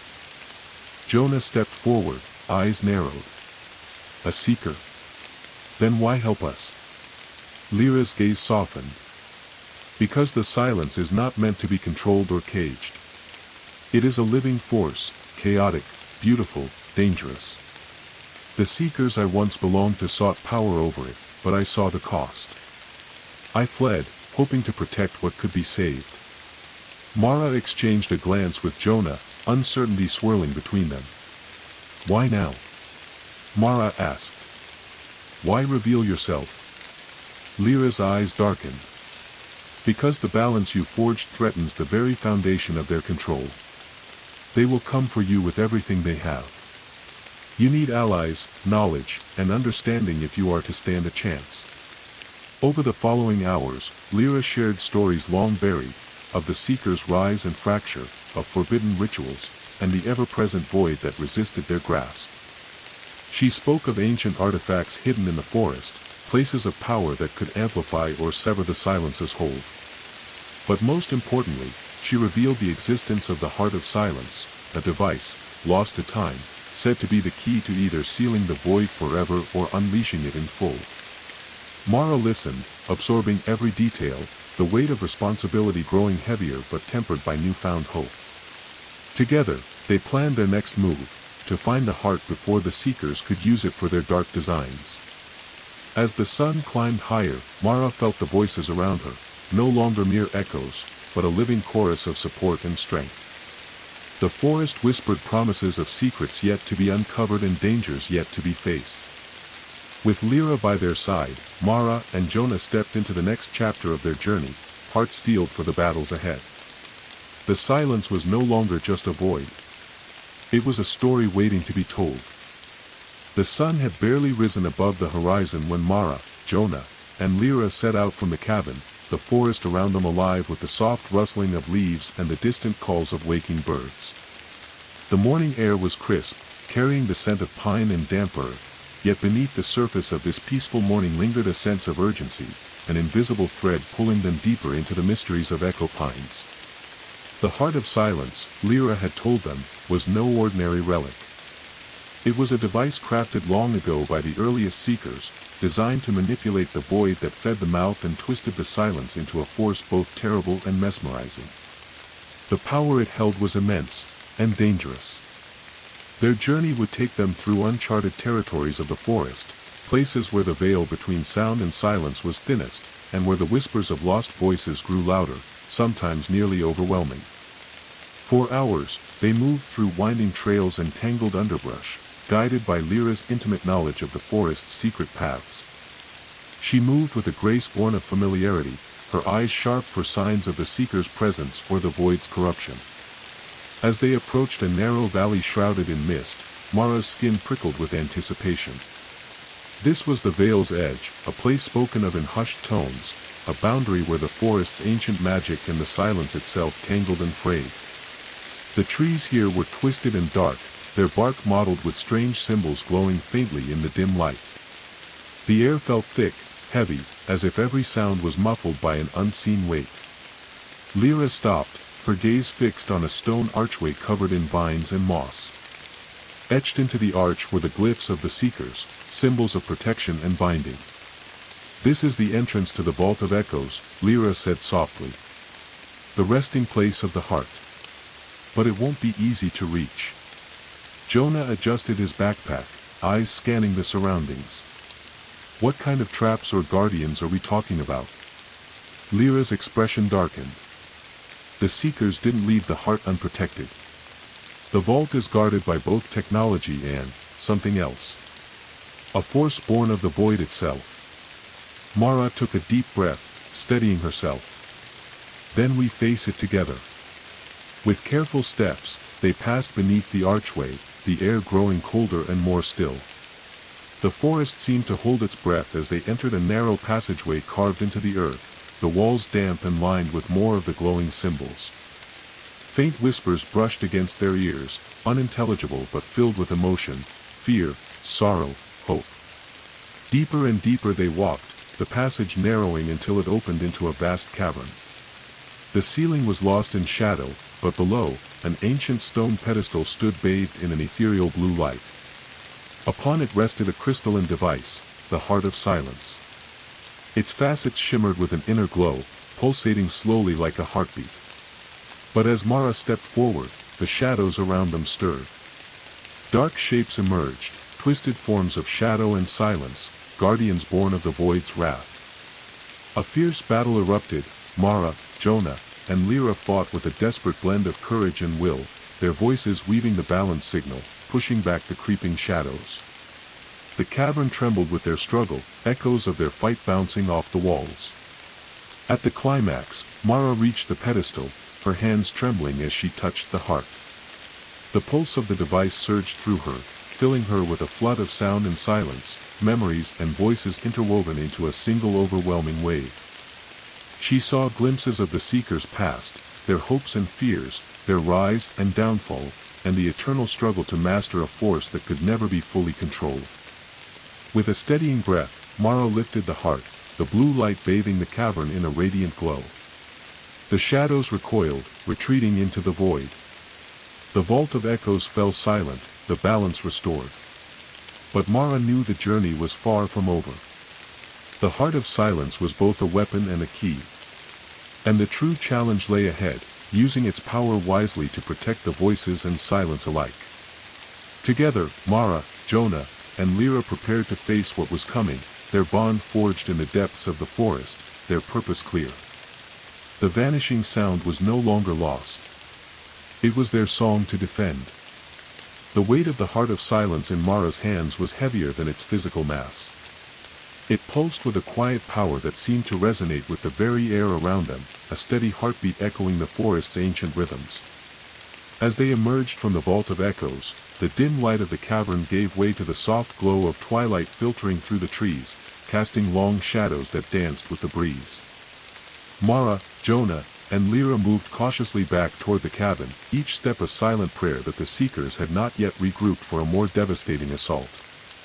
Their victory in the vault was a crucial turning point, but it had also painted a target on their backs. The forest seemed to hold its breath, the rustling leaves whispering secrets and warnings alike. The once familiar path now felt unfamiliar, as though the shadows themselves had shifted in response to the power they carried. Jonah's eyes flicked nervously to the dense thicket ahead. "I don't like this. It feels like we're being watched." Lyra's gaze sharpened, scanning the darkening woods. "The Seekers are coming. They know what we possess, and they won't stop until the heart is theirs." Suddenly, a low, mechanical hum pierced the silence, a sound alien to the natural forest. From the shadows emerged figures clad in dark armor, their faces obscured by masks glowing with cold, blue light. The Seekers had found them. Without hesitation, Mara raised the heart high, its light flaring and pushing back the advancing enemies. The resonance radiated outward, a protective wave that mingled with the balance signal flowing through the forest. The Seekers recoiled, but they were relentless, pressing forward with weapons humming with charged energy. The battle that followed was a desperate clash, a symphony of light, shadow, and sound. Mara's voice rose in a fierce chant, weaving the balance signal into a shield that shimmered like glass, deflecting the Seekers' attacks. Jonah and Lyra fought beside her, their combined efforts forming a bulwark against the storm. Amidst the chaos, Mara caught glimpses of figures moving silently through the trees, shadows within shadows. Whispers on the wind hinted at betrayals and alliances yet unseen. As the fight wore on, the heart pulsed erratically, responding not just to Mara's voice but to the very will of the forest. It seemed alive, as if the forest itself was lending strength to its champions. Finally, with a surge of energy, Mara unleashed the full power of the heart, a wave of pure resonance that shattered the Seekers' formation and sent them retreating into the dark woods. Breathing heavily, Mara lowered the device. The forest sighed, the oppressive weight of silence lifting momentarily as birds began to call and leaves rustled softly. But the victory felt hollow. They had won this battle, but the war was far from over. Lyra stepped forward, voice grave. "The Seekers' true plan is still hidden. The heart is only a part of their design, a key to something much greater." Jonah frowned. "Then we need to uncover the rest, before it's too late." Mara nodded, resolve hardening. "We protect the balance. We protect the voices. And we will face whatever comes next." As night fell, the forest around Echo Pine seemed to hum with possibility and peril. The silence was no longer empty, it was alive, watching, waiting.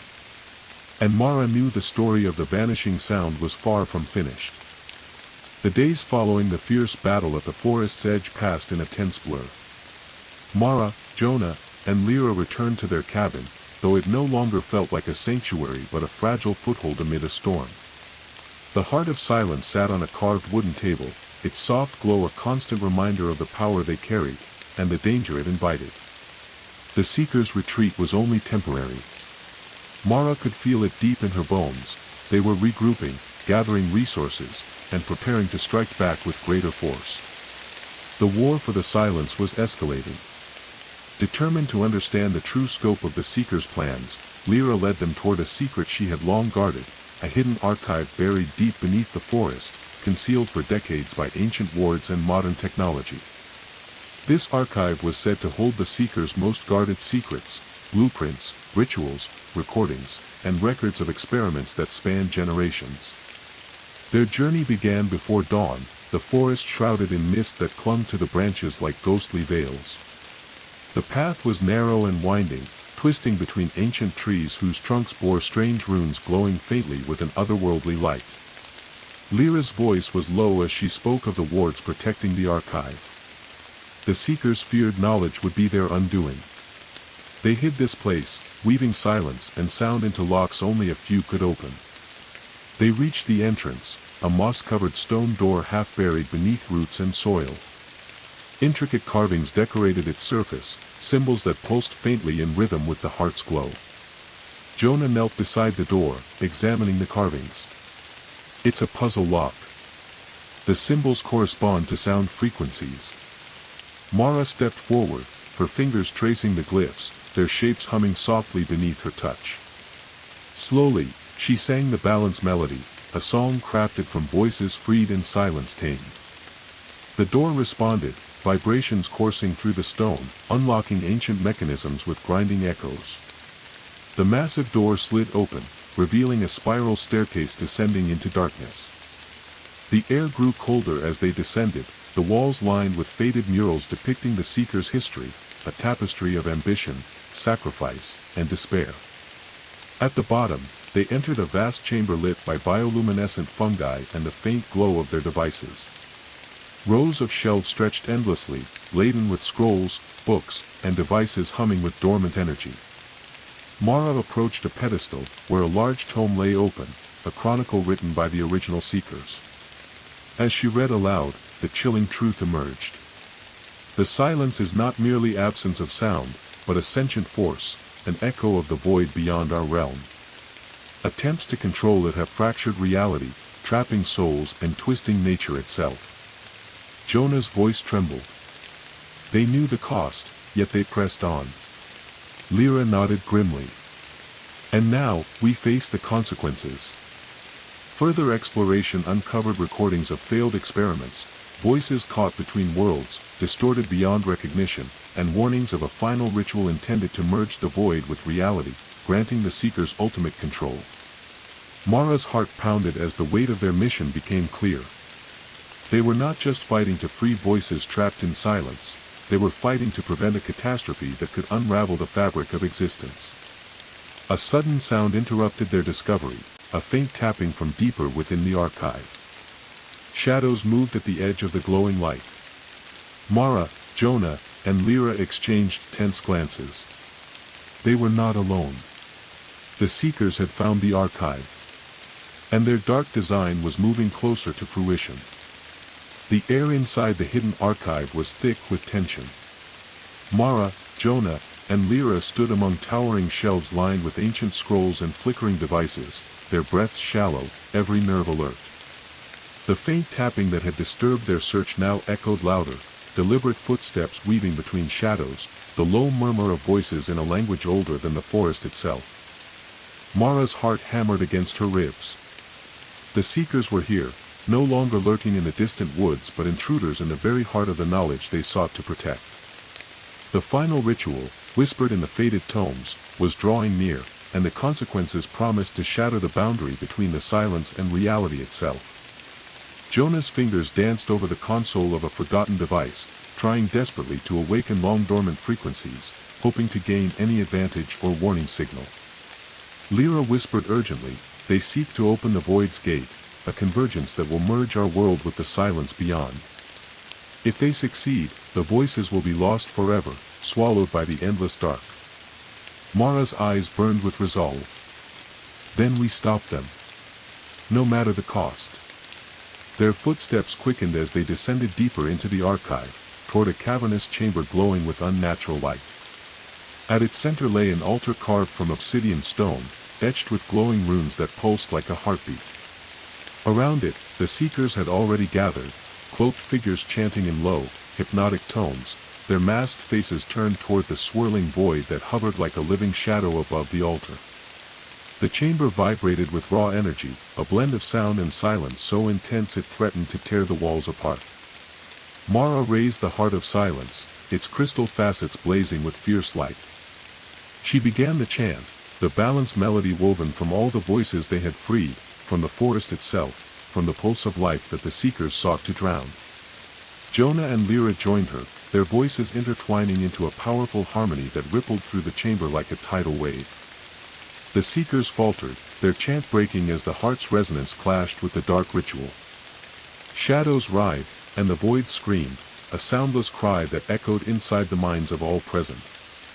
The battle became a storm of wills, light against dark, sound against silence. The air shimmered with energy, and the ground trembled beneath their feet.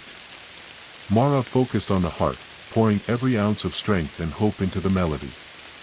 The voices of the trapped souls surged around her, lending their power to the balance. Suddenly, one of the Seekers lunged forward, a dagger forged from silence itself aimed at Mara's heart. Lyra intercepted, her own blade glowing with a faint blue light born from the heart's power. Steel clashed, sparks flying in the dim light. Jonah moved to support, his device emitting pulses that disrupted the Seeker's formation, buying Mara precious seconds. With a final, soaring note, Mara unleashed the full force of the heart. A wave of pure resonance erupted, engulfing the chamber in radiant light.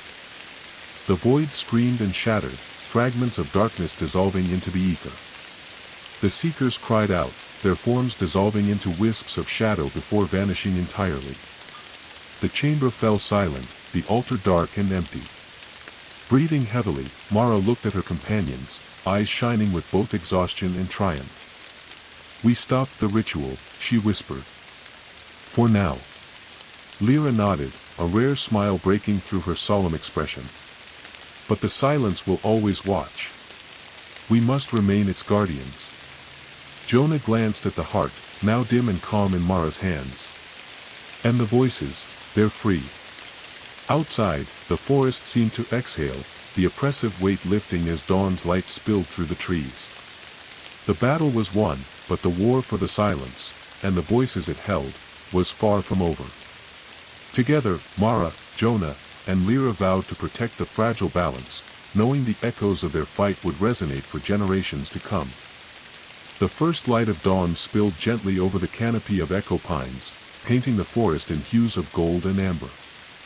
The oppressive silence that had once strangled the woods was lifted, replaced by the gentle chorus of birdsong and the rustling of leaves stirred by a soft breeze. The balance signal Mara, Jonah, and Lyra had fought so fiercely to protect now hung quietly beneath the surface of the earth and sky, a living thread weaving the voices of the freed into the fabric of the world. The battle at the hidden archive had changed everything. The Seekers, those relentless keepers of silence and shadows, had been shattered. Their final ritual thwarted, their power broken, the forest breathed again, alive with possibility and hope. Yet, as Mara stood at the edge of the glade where the resonance chamber had been reborn, she knew this peace was fragile, a fleeting reprieve in a war that spanned generations. Her fingers closed around the heart of silence, its light soft and steady, a beacon in the early morning light. The device, once a weapon and a key, had become a symbol of resilience, of voice reclaimed from the void, of stories reclaimed from oblivion. Jonah approached, eyes clear despite the weariness of their journey. "The voices, they're still with us. They sing in the wind, in the rustling leaves. Echoes eternal." Lyra, standing nearby, nodded thoughtfully. "The silence is not empty anymore. It is filled with memory, with hope. But it will always watch. We are its guardians now." Mara's gaze drifted to the horizon, where the forest stretched endless and mysterious. "The balance is ours to protect. Not just here, but everywhere the silence tries to claim. We carry the voices now, their stories, their strength." The forest around them seemed to respond, a gentle wind weaving through the branches like a whispered promise. The freed voices sang softly, a melody that rose and fell, carrying the weight of sorrow and joy, loss and renewal. In the days that followed, Mara, Jonah, and Lyra worked to restore what the Seekers had broken. They shared the knowledge from the hidden archive with those who would listen, keepers of stories, healers, and wanderers who respected the delicate dance of sound and silence. Together, they built new sanctuaries of resonance, places where the voices could sing freely, anchored in the living forest and beyond. But Mara knew the silence would never be fully tamed. It was a force ancient and wild, a boundary between worlds that demanded respect and vigilance. As twilight settled over Echo Pines, Mara stood alone beneath the towering pines, the heart glowing softly against her chest. The stars began to pierce the darkening sky, silent witnesses to a story both ended and beginning anew. She closed her eyes, letting the voices fill her, the laughter of children long gone, the whispered secrets of the forest, the song of life and memory intertwined. The vanishing sound was no longer lost. It was eternal. And it was theirs to guard.